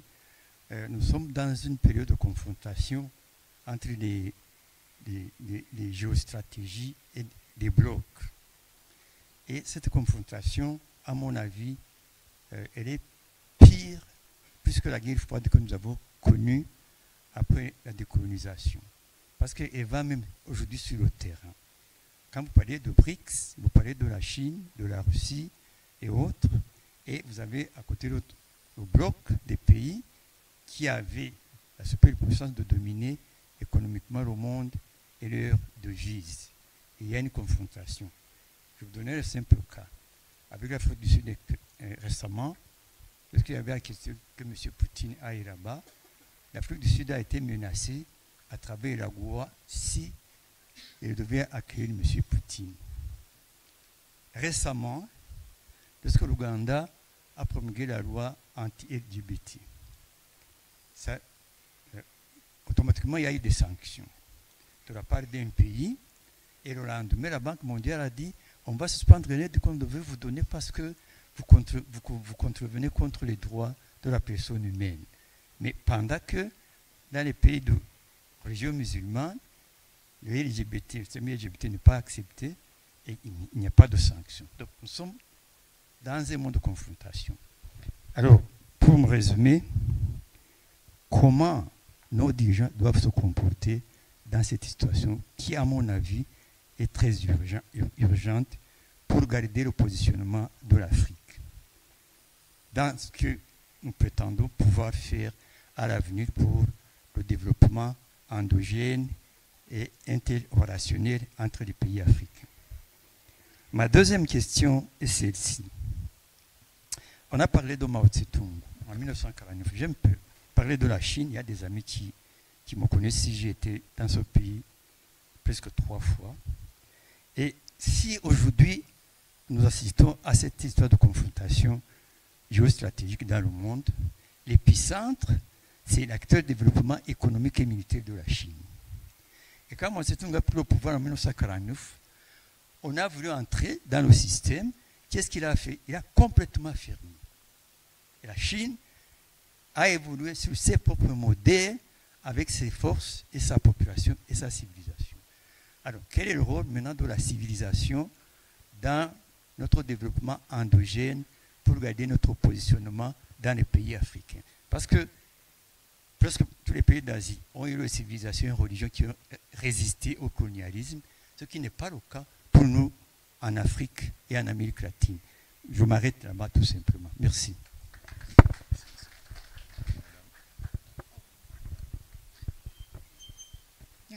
Thank you very much, and congratulations for the publication of the book, and thanks to the panelists. My name is Josephine Maria Lulwengo. I work with the Office of the UN Resident Coordinator.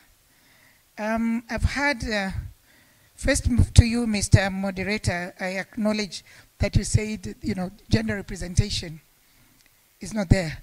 But I think we also need to consider the youth representation to hear the voice of the youth.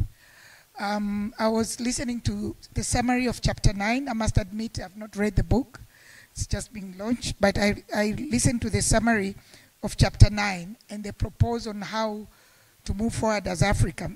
What I did not hear from the book, maybe it's there, but also from the panelists, is how do we harness the youth population that we have? With 35% of African population being the age between 15 and 35, we really need to consider how to harness that demographic dividend. And last week we had an opportunity, the UN Rwanda and the Ministry of Youth, to engage with the youth of Rwanda in the creative sector. What is coming out clearly is the creative economy is undertapped in Africa and even in Rwanda.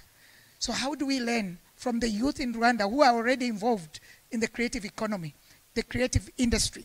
A number of them, we hosted the delegation from Nigeria, and they said creative economy is now becoming soft power. Most of the youth that we engaged with, they don't have degrees in the creative industry, but they are doing excellent. Now, our education system, I want to add to the professor, apart from the knowledge, the values, specifically on the creative industry. How do we mainstream the creative industry in our education system? A number of the youth that we met, they talked about lack of basic technology around the creative economy, from the, if they want to host a concert, from the light that will be used, the system that is required, just basic skills around the creative economy. So my plea to Mr. Alphonse, as you are requested to write your next chapter or your next book, if the creative economy was not considered, specifically targeting the youth, to include that in your next book. Thank you.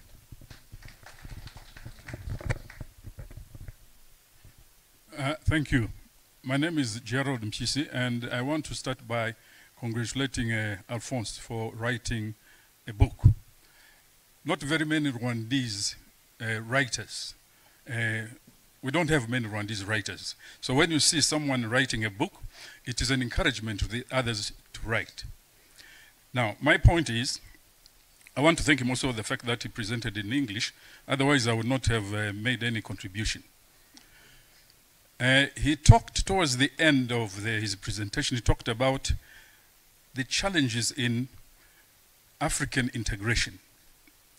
And in all the meetings you go, whether it is intellectual forums or political forums, African integration is the elephant in the room. It is such a big challenge. Let me just share, John would know this. I went to high school and university in Uganda. During those days, there was the East African community. At that time, we had common services. We had the East African airline that was run by the three countries, Kenya, Uganda, and Tanzania. We had the East African railways and harbors. We had the postal offices. We had a common university with campuses in Uganda, in Nairobi, and Dar es Salaam. there was integration. And during those days, people saw themselves as East Africans, as opposed to seeing themselves as Ugandans, Kenyans, and Tanzanians. Unfortunately, due to some individual politicians who were very strong, they started breaking down the East African community. They were so strong that they influenced their leaders. And now, after that, people started seeing themselves as Ugandans, Kenyans, and Tanzanians. That was extremely unfortunate. For us who grew up in those days, we were very hopeful that there was going to be proper integration. But when you look at what is happening now, it is falling asunder. You know, we have got the African Union. What can the African Union do if the heads of state themselves have their own private agenda when it comes to the development of their countries and the integration? We have got the East African community, you have got SADC, you've got ECOWAS, but where are they going? When you look at what is going on, it's like they have no direction, but you can't blame them because the direction is given by the heads of state. So this is a very big challenge. And as we were saying, we're challenging Alphonse to write the next book, probably talking about the integration in Africa is going to have a very high profile in that book. I'm glad to hear that there is a Pan-African office here.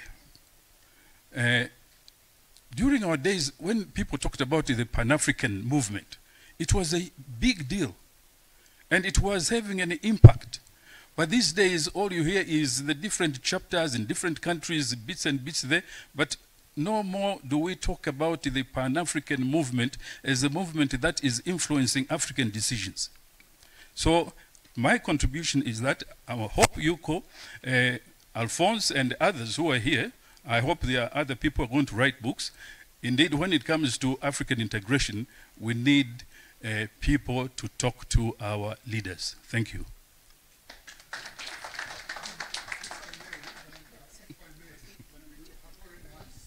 I think the ICBN is DP/214033517. Should I repeat? Absolutely. So did you manage to give your emails when you are coming in to register so that it can, excellent, yeah. So that's it. And we originally thought we would be giving the panelists a chance to respond to any questions, but given the time, I don't think we can do that. We will simply allow this interactive session and then let the author respond to any comments or any questions before we wrap up. The wrap-up will be done by the rapporteur, Umutoni Vanessa. She's over there. She will give us a recap of what the discussions have covered and the presentation as well. Thank you. So, Alphonse. Thank you. Thank you for the questions.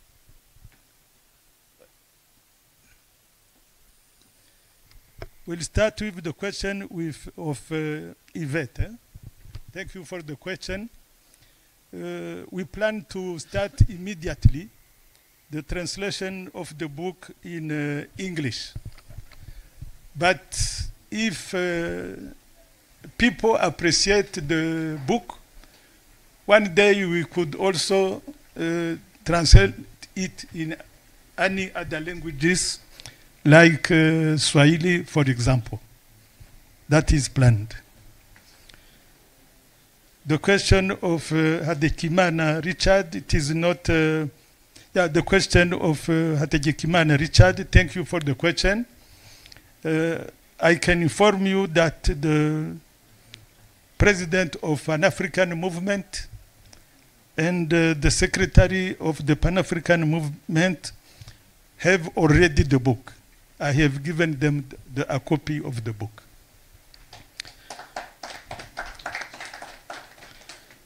Coming to the question of Ruzigana Silas, talking about global confrontation, if you see what is happening now, for example, the war in Ukraine,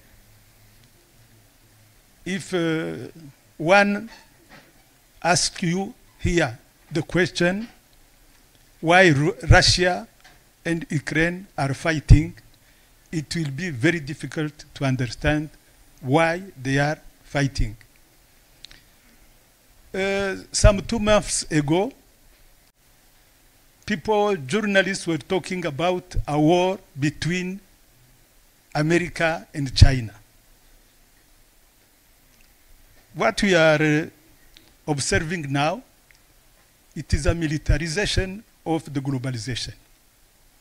Globalization is not a matter of money, but it is also a matter of power, military power. That is why this globalization has been very badly designed. Globalization has been very badly designed. And there is movement. There are movements in America, there are movements in Europe who want globalization to change. Because globalization is no longer good for Americans, no longer good for Europeans themselves. Because it is very sad to see a war in central of Europe after Second World War. People thought it was the last war in Europe. Now we have a war, another war in the Central Europe. It is very sad. If people don't stop or change the rules of the globalization, this planet can disappear. Already we have a very big challenge with the climate change. It is clear that superpower, the global governance are unable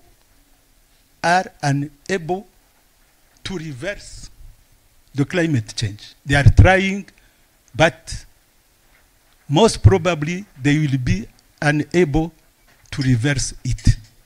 And we are going towards a catastrophe. The solution is a change in the rules of the globalization.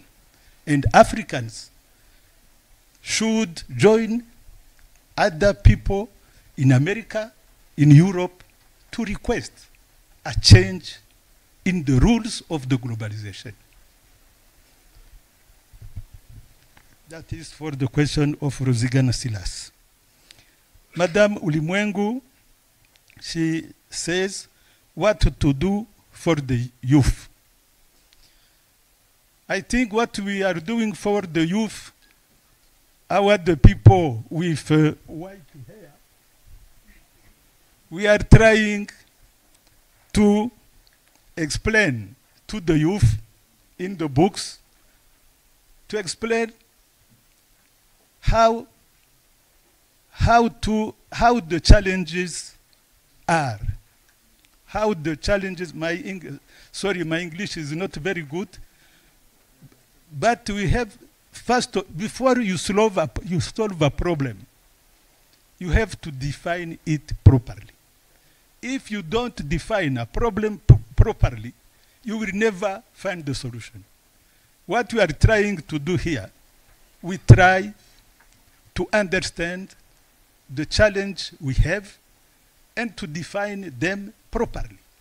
If we succeed to define them properly, now we'll start looking for the solution. That was the question of the Honorable Senator Juvenal Nkusi. He was asking, what next? What are the solutions for the future? We are moving step by step. We start by defining the challenges properly.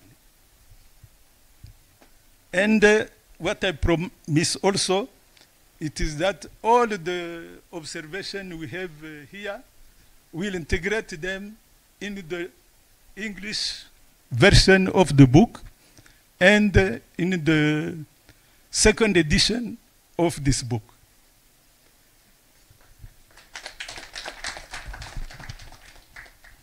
I think, have I forgotten another question? I don't think. Yeah, there was a Gerard Mkisi comment. It was a comment, not a question. It was a comment. And he was commending you for writing this, and hoping that it will be an inspiration to others, because we Rwandans are very poor. Yeah, there is challenges in African integration. Yeah, challenges in African integration. What I have done, I have put in the book in page 172 an extract of the book of Kwame Nkrumah, Africa Must Unite. There is an extract of the speech of Kwame Nkrumah, how he did see the integration of Africa.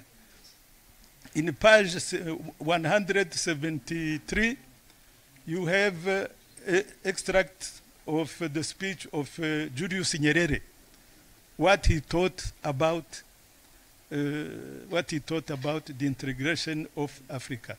Nyerere says that his generation didn't succeed in building the integration of Africa.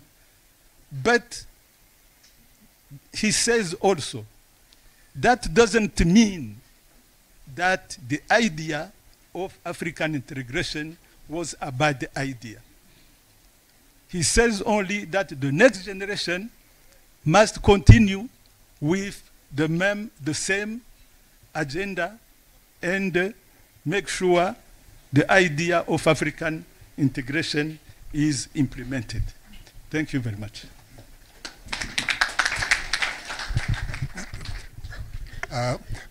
Just a very quick comment. We are really about an hour beyond the time we were given. But if there are people who absolutely feel they have to speak, I don't know, how much more time do we have? Yeah. Okay. We should not let people go without making a comment. I will start from there, then we'll continue, yes, especially with the youth. So, thank you very much, moderator. I'm not sure I'm still youth, but I'm talking as a businessman, and I'm talking here as a diplomat as well. I represent Barbados in Rwanda as honorary consul, and I want to tell you that what you are talking about is very dear to the Prime Minister of Barbados. This is what she's talking about, how globalization is a very complicated game and how we can change the rules and what we need to do. Je voudrais continuer en français et suggérer humblement, j'ai vu l'audience, nous avons beaucoup de professeurs d'université, nous avons aussi des représentants des organisations internationales, mais le secteur privé n'est pas très représenté. Serait-il possible d'organiser une séance de travail où vous invitez beaucoup d'acteurs du secteur privé et les institutions en charge? Je pense ici à Rwanda Development Board et les différents ministères en charge. Parce qu'un travail comme celui-ci ne devrait pas rester seulement dans le monde de l'académie, mais aller aussi chez des acteurs qui jouent un rôle primordial, mais parfois ne sont pas nécessairement aussi éduqués sur le sujet. Pour faire quelque chose d'interactif, ndizera neza ko abantu nka Rwanda Development Board na ministère y'ubucuruzi babibwiwe babigiramo uruhare, noneho abanyarwanda bari kuri terrain ubwo bumenyi bubagereho, ntibigume mu bahanga baba professeur bacu beza bigisha, ahubwo bigere no kuri ba rwiyemezamirimo, nubwo nta mwanya mwinshi bagira, baba birukanka mu bintu bitandukanye, ariko no kugira ngo habe collaboration ya sectors zitandukanye. Murakoze.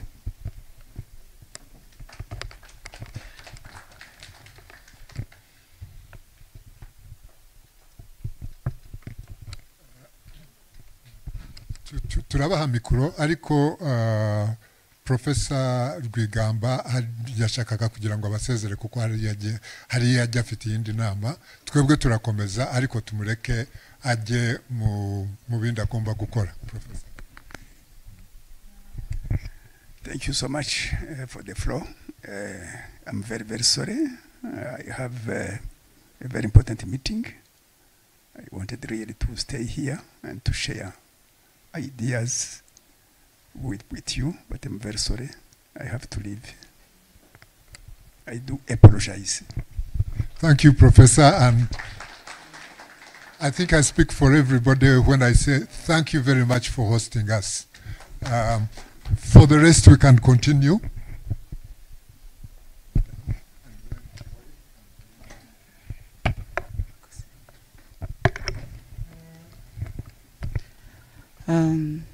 Ndabanza gushimira Bwana Alphonse Mukama ku bwanditsi yakoze kuri iki gitabo. Nkaba nishimira cyane ko iki gikorwa cyabaye mu Banyarwanda, nanifuza ko cyazaba kenshi, cyane cyane mu rubyiruko rwacu. Nagira ngo ngaruke ku kintu Professeur Rwigamba yatwibukije. Et là je vais parler en français. Il a dit science sans conscience n'est que ruine de l'âme. Je pense que bien des gens parmi nous ont grandi avec cet adage qui nous a beaucoup construit. Hari ahantu yageze arasobanura ati on peut avoir un savoir, mais il faut aussi en accompagner avec un savoir vivre et un savoir-faire. Et tout ça, ça se complète avec l'adage que je viens de dire, science sans conscience n'est que ruine de l'âme. Et là, je reviens à ce que plusieurs de nous constatent en tant que des adultes, des seniors. Tukunze kuvuga ngo urubyiruko rwacu ntabwo rumeze neza, tukunze kuvuga ngo nta valeur abana bacu bafite. Ibi byose biragaruka kuri iriya adage ya science sans conscience n'est que ruine de l'âme.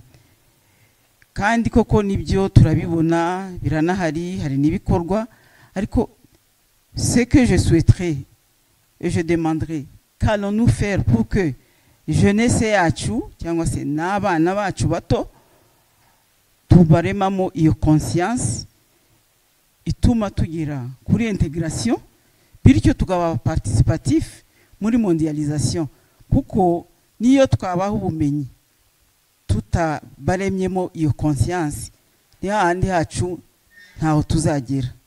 Ndabashimiye.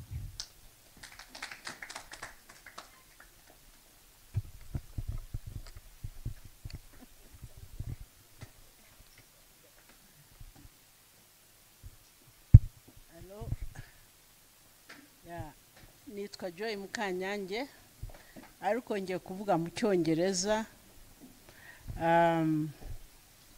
Nagira ngo ntangire, I just wanted to start by thanking and congratulating my brother Alphonse for this book, for having managed to put in one book all the issues, most of the issues that concern all of us, who are concerned about the development of our country, who are concerned about Africa.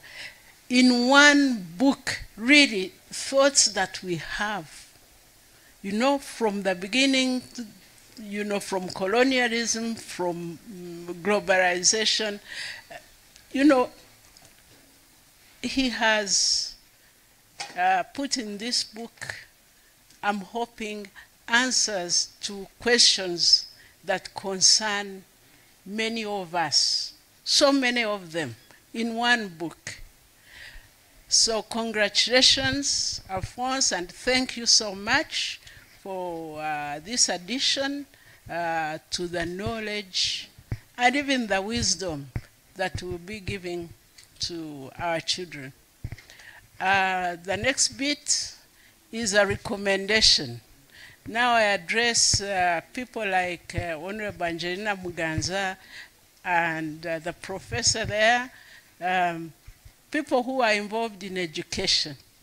It is my wish and my hope that a book like this is one of the recommended and even should be obligatory text in our schools, in our universities. I believe it's high time our children should stop quoting Maynard Keynes and Adam Smith, even Karl Marx, and start quoting Alphonse Mukama. I thank you.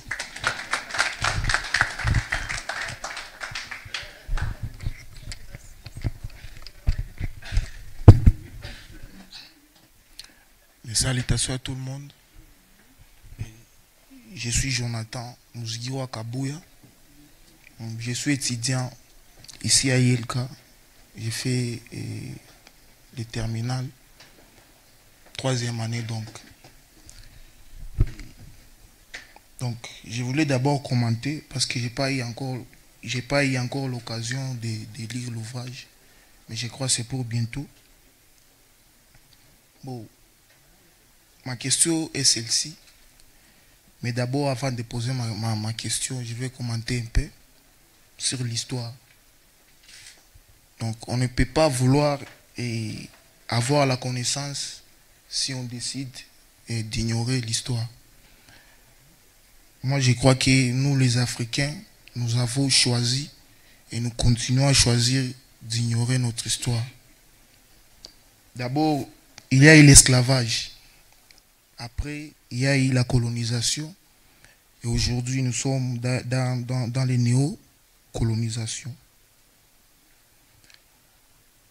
L'esclavage, si on avait aboli l'esclavage, ce n'était pas parce que l'homme blanc, excusez-moi pour l'expression, parce que l'homme blanc avait eu pitié de l'homme noir. Non. S'il y avait eu l'abolition, c'était parce qu'il y avait eu l'évolution industrielle. Donc là où 10 hommes ou des hommes pouvaient travailler dans les champs, il y avait eu des machines. Après les machines, pour que les machines puissent fonctionner, il faut que les machines puissent avoir les matières. Où on va trouver les matières? En Afrique. Ils sont retournés en Afrique et on a vécu la colonisation. Après la colonisation, c'était les soi-disant indépendance. Je peux dire qu'on a eu l'indépendance politique, on n'a pas eu l'indépendance économique. Et on ne peut pas vouloir avoir la connaissance ou prétendre se développer sans l'économie. Alors ma question est celle-ci. Je voudrais savoir si réellement l'Afrique a déjà connu sa mondialisation. Si oui, quand? Et sinon, comment l'Afrique va connaître sa mondialisation? Et quand elle va connaître cette mondialisation? Merci.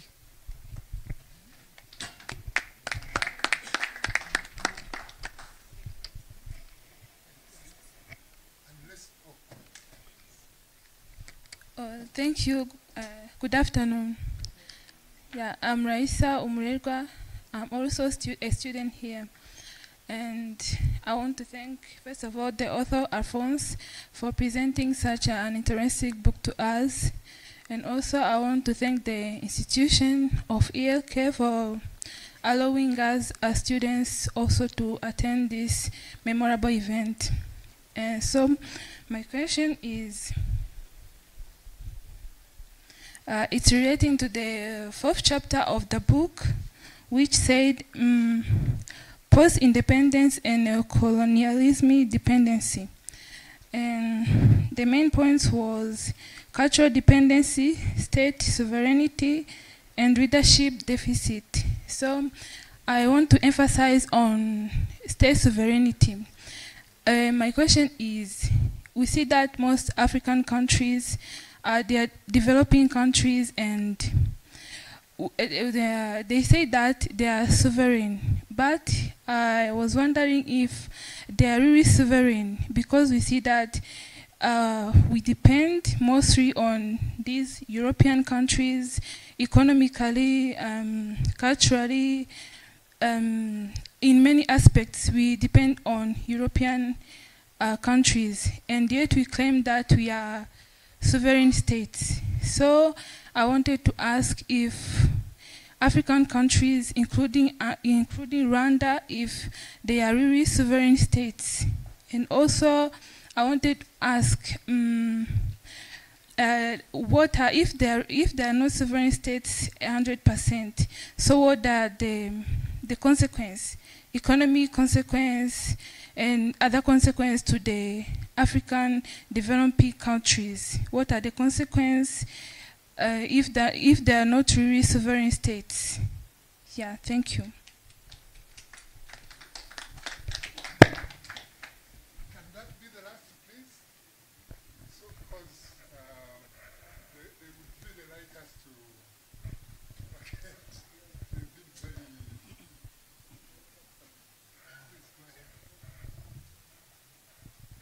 Okay. Merci. Moi, je m'appelle Antoine Mouniakazi-Joro. Il y a quelques années, j'ai eu l'honneur de représenter notre pays dans le sud-est asiatique, notamment au Japon et en Australie comme ambassadeur du Rwanda. Et vraiment, je suis extrêmement content d'être à cette présentation.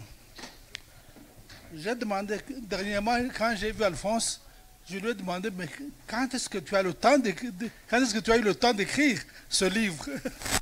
Parce qu'on est tellement tous bousculés à Kigali qu'on suppose qu'on n'a pas le temps. Mais franchement, Alphonse, moi, personnellement, je te félicite d'avoir eu le temps de t'asseoir quelques minutes et de réfléchir. Vraiment, ça, je te félicite très sincèrement. Et je félicite aussi ton épouse, parce que tu sais, comme celui-ci, il faut être à deux. Parce que il faut être à deux, et je félicite ton épouse qui t'a vraiment accompagné. Alors, je n'ai pas encore eu le temps de lire ce livre, mais j'aurais une question à poser à Alphonse. Étant donné que je vis dans ce monde actuel, je connais plus ou moins comment se porte l'Afrique. Alors quand j'ai vu ce titre, Afrique et mondialisation, je me suis posé quelques questions. Alphonse, je pense que tu es sans ignorer qu'au niveau des indicateurs macroéconomiques, des indicateurs de tous les organismes mondiaux, pratiquement l'Afrique est au dernier rang. Les plus mauvais indicateurs sont dans les pays africains, ça c'est connu de tout le monde. Alors je voudrais juste te poser une petite question. Dans ton livre, vois-tu un motif d'espoir pour l'Afrique? Est-ce qu'il y a un motif d'espoir compte tenu du niveau général du leadership ici en Afrique? On connaît les leaders qui dirigent l'Afrique actuellement. On connaît leur niveau, on connaît comment ils se comportent. Donc, compte tenu de tout cela, y a-t-il un motif franchement d'espoir? Nous avons des ressources. Tout le monde répète que l'Afrique est riche, plein de ressources, blablabla, beaucoup de blabla. L'Afrique est très riche, effectivement. Il y a abondance de ressources, il y a abondance de main-d'œuvre, nous avons une population jeune, mais tout ça, on le connaît depuis des années et l'Afrique ne décolle toujours pas. Alors, dans ton livre, je vais le lire bientôt. Est-ce que vois-tu, Alphonse, un motif d'espoir dans les années à venir? Étant donné aussi que le monde civilisé, disons, le monde occidental, maintenant est entré dans l'intelligence artificielle, dans beaucoup de nouvelles technologies que l'Afrique, on ne maîtrise pas. Donc, y a-t-il un motif d'espoir? Et alors, j'ai vu dans ton livre qu'il y a aussi le Rwanda, que le Rwanda aussi, tu parles du Rwanda d'hier et d'aujourd'hui. Bon, je ne sais pas dans quel contexte places-tu le Rwanda, dans ce contexte de la mondialisation. Là, je n'ai pas bien compris où est-ce que tu le places. Si tu le places dans le contexte africain ou bien si c'est un chapitre particulier. Alors, je voudrais terminer encore en te félicitant pour ce travail et surtout, si dans un prochain livre, tu peux vraiment ouvrir de nouvelles perspectives à notre jeunesse, parce que nous avons une jeunesse vibrante qui est prête à prendre tous les devants, mais franchement, personnellement, pour le moment, la situation telle que je la vois actuellement, elle n'est vraiment pas rose. Ça, c'est ce que je peux dire.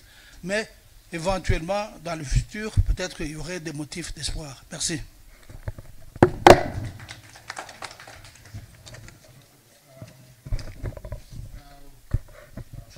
Alphonse, to respond to the questions, I think there have only been one question, really, or rather two questions, one from Ambassador Juru and the other from Raisa. The others have only been comments. So, Alphonse. Thank you. We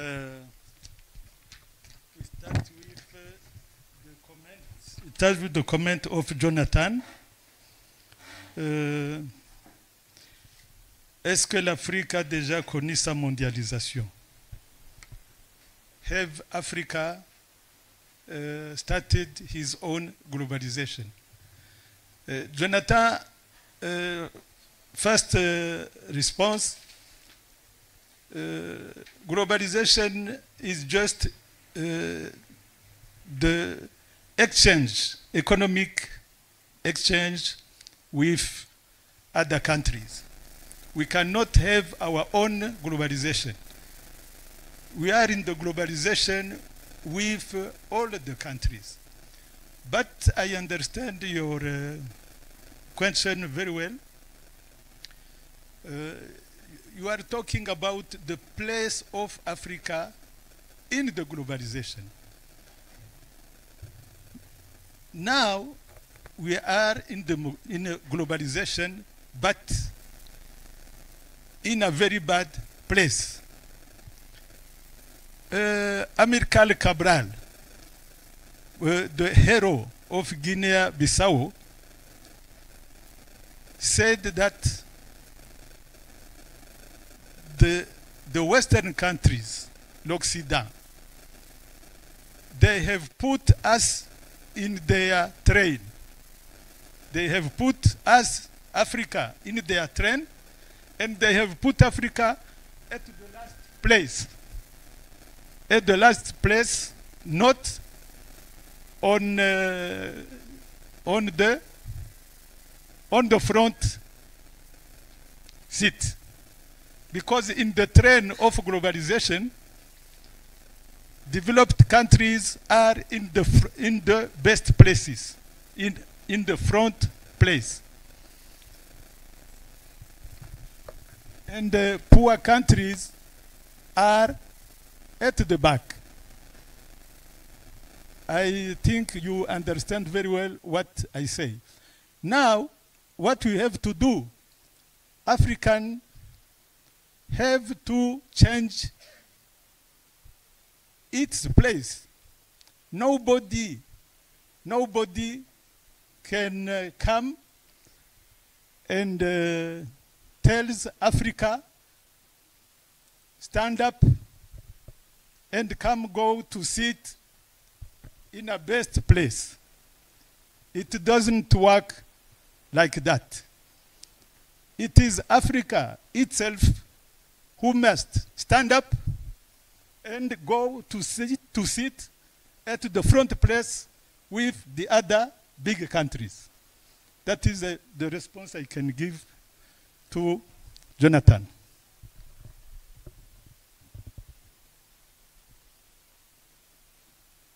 What I can tell also to Jonathan, it is that the first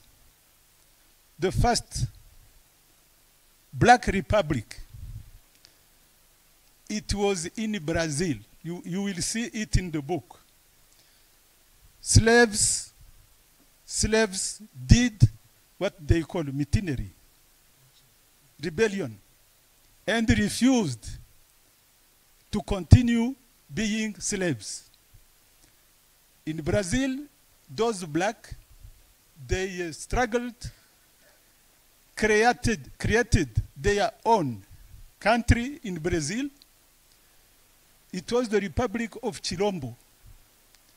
That republic lasted 100 years. It was the first independent black state. To destroy that black republic, Portugal had to assemble the greatest naval forces to go in Brasilia and to defeat that republic. You see that if you want to liberate yourself, you have to fight. You have to fight. Now the question of Raisa. The question of Raisa is a very, very, very good question. Raisa, thank you very much. She talks about sovereignty.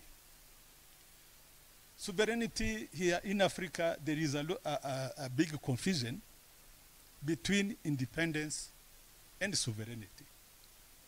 African countries are claiming every time that they are sovereign.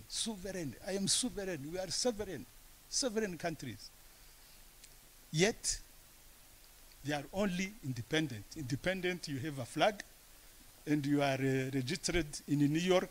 Every year you can go in October to pronounce a speech. That is independence. You have a seat with the small, we have a seat with a small Republic of Gondwana. But sovereignty is another thing. And this we have to clarify it. You cannot, under internal, or we start under external sovereignty. Under external sovereignty, when your money is printed in Europe, it is Europe who give you the banknotes. If they don't want to give you banknotes, you don't have additional banknotes. You have a limited sovereignty. If you send agreements with some European countries, they have their military, their soldiers in your country. Every time they can remove the president. You are not, your sovereignty is limited because you cannot talk too much with the white soldiers in the capital. You cannot take the microphone and say all the things you want to say. They will remove you. Your sovereignty is limited. That is for external sovereignty. Now, for internal sovereignty, here in Africa, there are governments who don't pay soldiers. Soldiers don't have even shoes. In the feet, they have a kambambiri. At the end of the month, the soldier don't have a salary. The soldier have to go and steal money to survive. That is internal sovereignty. You are not sovereign if your policemen, your soldiers are not paid, are not equipped. Because you control nothing. You don't have an army. You don't have an army. I think you understand what I am saying. There are countries we are like that. They are not sovereign. Another thing, there are countries where when we have a case in justice, instead of paying the lawyer, you pay the judge, and things go very fast. There are internal security, internal sovereignty is not there. Your sovereignty is very limited. That is the first thing Africans have to understand. They have to organize the internal administration. Now, Raisa, your question, consequences. Consequences, if your sovereignty is limited, you will not develop. You will not develop. When I hear some big economists in West Africa justify why their money is printed in Europe, PhD in economy, justifying that the banknotes will be printed in Europe, but it is a treason. It is a treason. It is treason. It is a treason. A PhD explained that they have to continue print banknotes in Europe. That is the response. Thank you very much. Thank you, Alphonse. Have everyone who wanted to speak? There is also Honorable Ruchibigango, and I think there is somebody there as well. Oh, okay, please, go ahead, and then we'll have Honorable Ruchibigango as the last intervener. First of all, I want to congratulate my friend Alphonse for this very wonderful book he has published. It contains a lot of information, a lot of knowledge to be exploited. I'm not specialized in social sciences or economy. I'm a physicist. I've talked with you many times. You have explained me a little to understand the objective of your book. But for now, you have published your book. Just a simple question I want to ask you is to know, just a curiosity, to know at which level you have been satisfied by publishing this book, or if you expect to go for other plans so that you'll be completely satisfied with your expectation. Thank you very much.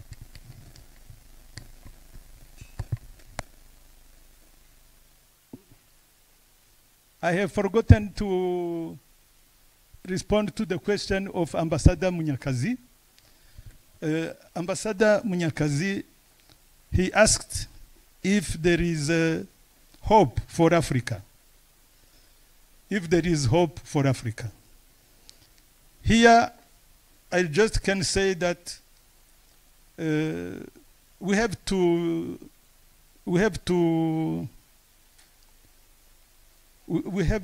have hope in the youth.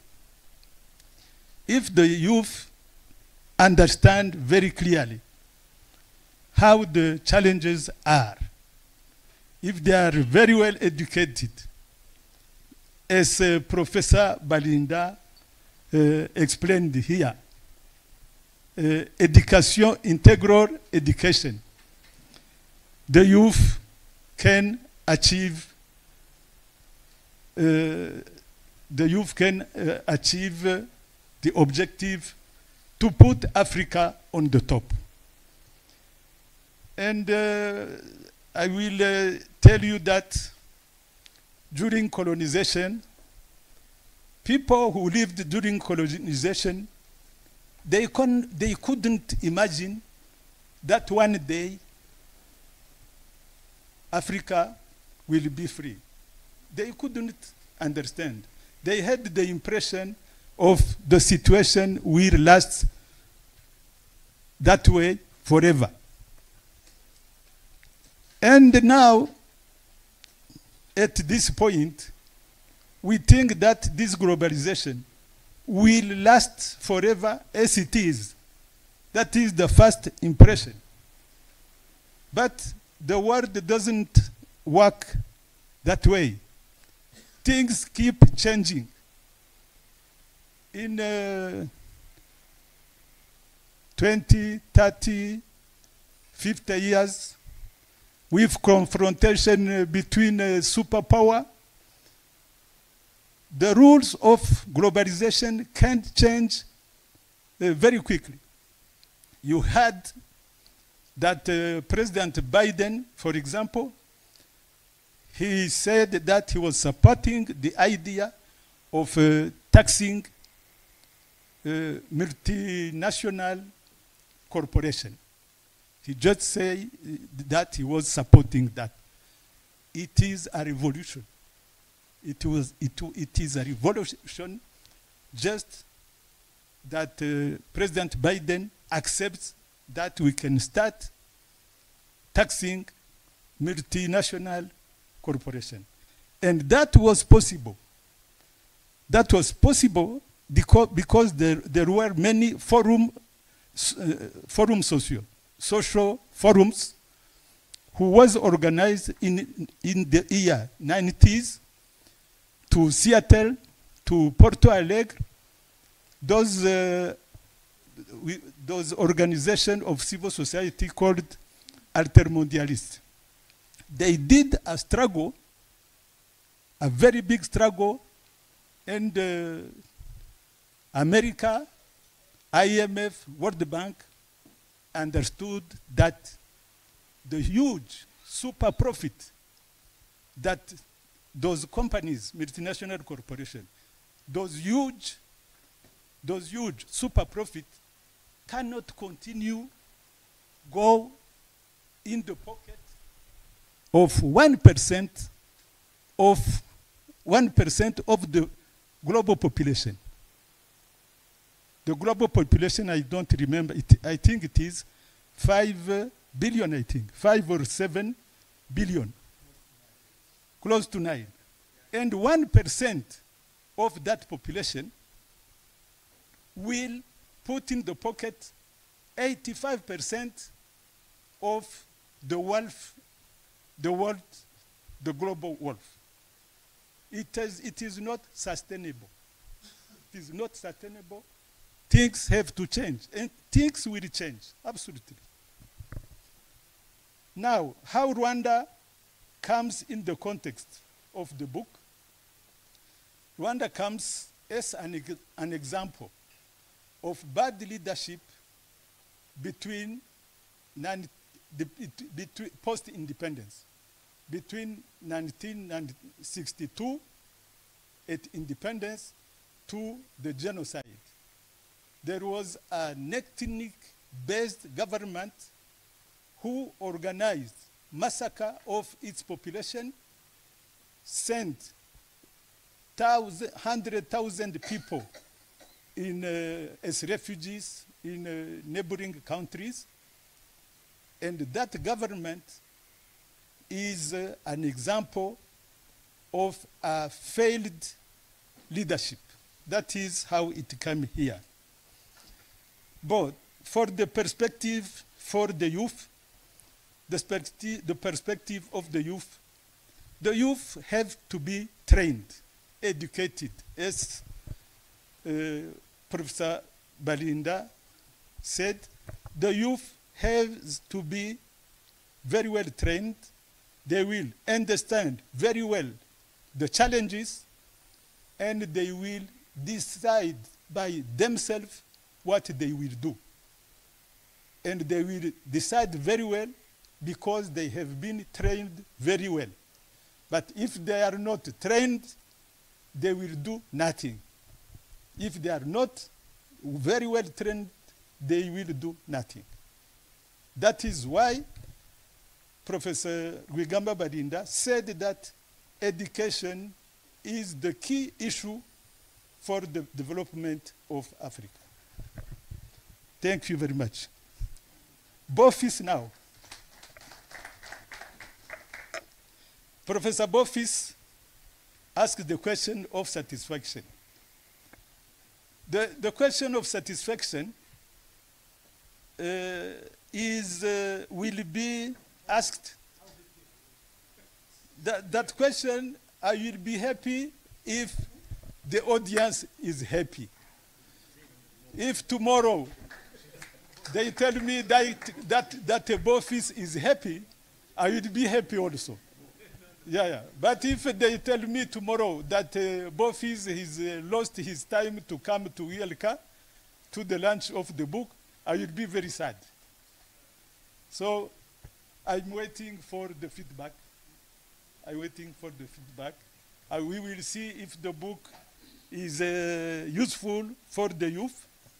If it is useful, we will continue to write. If the youth is not satisfied, we will stop. We'll stop writing and look for another thing to do. Thank you very much. Thanks, Alphonse. Thanks, Alphonse. I really think we need to wrap up right now because the interest I have seen means that we could continue until tomorrow. All the cows come home. And I don't think we want to do that. We want also to have time for Alphonse to sign the book for those who are interested in getting a copy from here, which I would really recommend. The last item on the agenda is to wrap up, to give you a very brief recap of what the discussion has been about. Our colleague, the young lady over there, Umutoni Vanessa, is going to give us that wrap up. Vanessa, please. If there are any gaps, let me know so that I can complete them. Thank you so much. Did you? Yeah.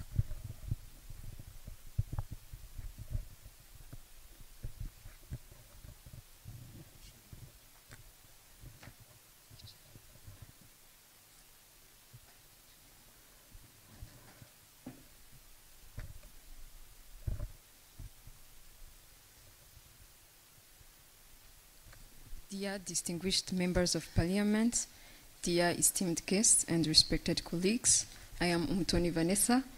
It's my honor to stand before you to present a summary of the speech. As the title says, is Afrique et mondialisation, which in English is Africa and globalization, a call for change. The speech is started with Alphonse Mukama, who addresses the need for African Union to adapt quickly to the changing global landscapes. He emphasized the example of China's rapid development since 1949, attributing its success to the political will and hard work. Mukama urged African nations to liberate themselves from the ignorance, adopt technology, and reconsider governance. Speech emphasizes the need for Africa to capitalize on globalization by liberating itself from ignorance, embracing technology, and fostering governance reforms. The author stresses the inadequacy for current governance system and challenges the status quo, proposing a shift from transitional practices to enable progress. Here he says the key points for Africa's advancement. The first point, he's talked about liberation from ignorance, promoting education and knowledge to empower African nations. The second key point, he talked about technological integration, where he talked about advocating the adoption of technology to drive economic growth and development. The third key point, he said about governance reforms, urging the departure from ineffective governance structure and the need of paradigm shift. The fourth key point, he talked about the rule of law, where he highlighted the importance of enforcing the rule of law to prevent formation of authoritarian or mafia states. Another key point, he talked about global economic change. The speech then shifts to chapter 10, focusing on evolving world economic order, The author draws attention to BRICS bank initiatives, where the emerging economies seek to establish their financial institutions. This development signifies a shift in global economic power. He talked about the prospects for Africa's future. The author stresses that Africa must adapt to the changing world order. The speech advocates for Africa's organization to secure a better position in the new economic landscapes. The call is for Africa to move beyond being merely suppliers of raw materials and to prioritize private sectors and civil society. She pointed out historical challenges of nepotism and corruption in governance position, emphasizing how ethnicity and regional preference or personal connections often determined employment opportunities. Transition to the present, Muganza proudly mentioned the governance commitment to equality and transparency in employment. She noted the implementation of digitalized selection process for government position, ensuring that job opportunities are widely known and accessible to all. The government aims to provide equal opportunities for job seekers, fostering competition through a fair and transparent recruitment system. In conclusion, Muganza stressed the importance of accountability and governance commitment to ensure equal opportunities for citizens in realm of employment and other opportunities available in Rwanda. Thank you so much. Then there is the presentation, a very panoramic presentation from Dr. Nguraija on globalization and how we overcome the challenges of globalization. He started first of all by quoting Frantz Fanon, by saying, recalling Frantz Fanon's key message that chaque génération doit, dans une relative opacité, affronter sa mission, la remplir ou la trahir, which in English would be every generation must confront its mission in relative opacity to accomplish or to fail it, to betray it. He then talked about the real concept of globalization as global competition. He talked about many myths of globalization versus the truth of global competition and its challenges and the way forward. He expounded on globalization's limits and the impact, the limitation it imposes on the nation state. Superpower is not simply a question of military, but it is also financial power. He spoke about the significance of growing inequalities between and within countries, and said that if we are to reduce poverty and to increase welfare, we must have a proper regulatory framework for globalization without, of course, protectionism. He also spoke about governments needing to fashion policies for the global marketplace. Otherwise, we'll end up with instability leading to social breakdowns. How to preserve some form of equity and fairness in competition is a challenge that we have to address. How also poor countries can protect their people and ensure that the global unstable environment is addressed is one of the challenges he addressed. Strategies for global competition. Will people control their resources? The values that Professor Rwigamba talked about, will there be any values to undergird the global system where the state is absent or is predatory, as we have seen quite often in many African countries? He also spoke about finance. Will resources be shared equitably for all who inhabit this beautiful planet today and tomorrow? He made observations regarding to the tune that globalization leads to dislocation and instability. There is the myth that GDP growth equals growth in human welfare. And he again warned against unregulated markets. I think basically he then talked about BRICS as a new key source of investment in key sectors, and underlined the fact that high population growth is not necessarily a negative thing. Implications for Africa, he spoke about the strength of South Africa, given its role in the BRICS, and that this is going to give it strengthened regional clout. And he spoke about the BRICS also as being, as I said, a new model for sources of finance for the rest of us. I think that is all. The rest were questions and comments that Alphonse has responded to. It has been a very great pleasure and honor to have had this opportunity. Yeah, to have had the pleasure of this. The next and last item on the agenda is a word of appreciation from our author. Thank you, John, moderator. To close now, we have to vote thanks. First vote of thanks, it is for ULK.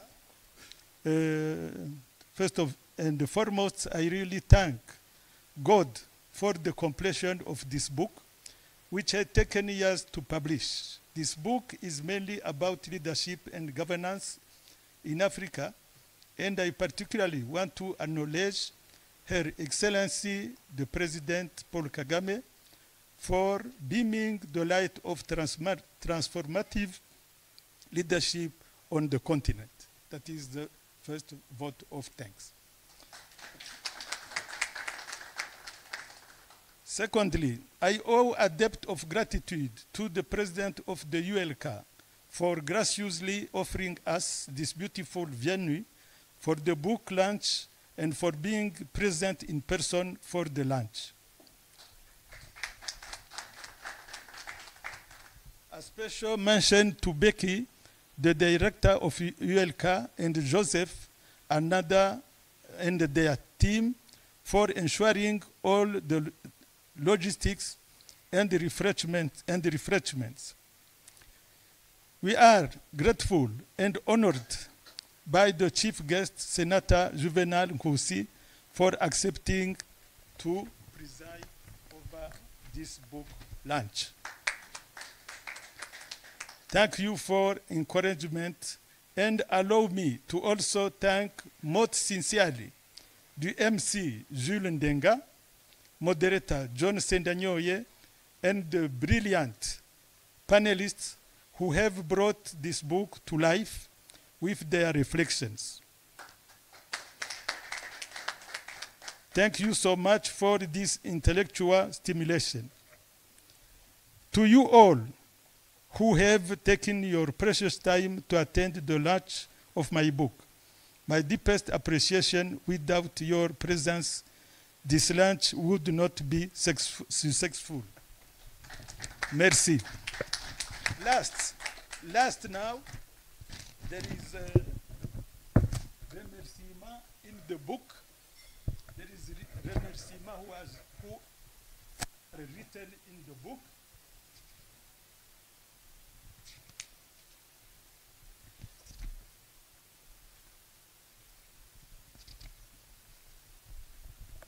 In the book, it is written, l'auteur adresse ses chaleureux remerciements à Jean-Baptiste Ruchibigango pour ses précieux conseils du début à la fin de ce livre.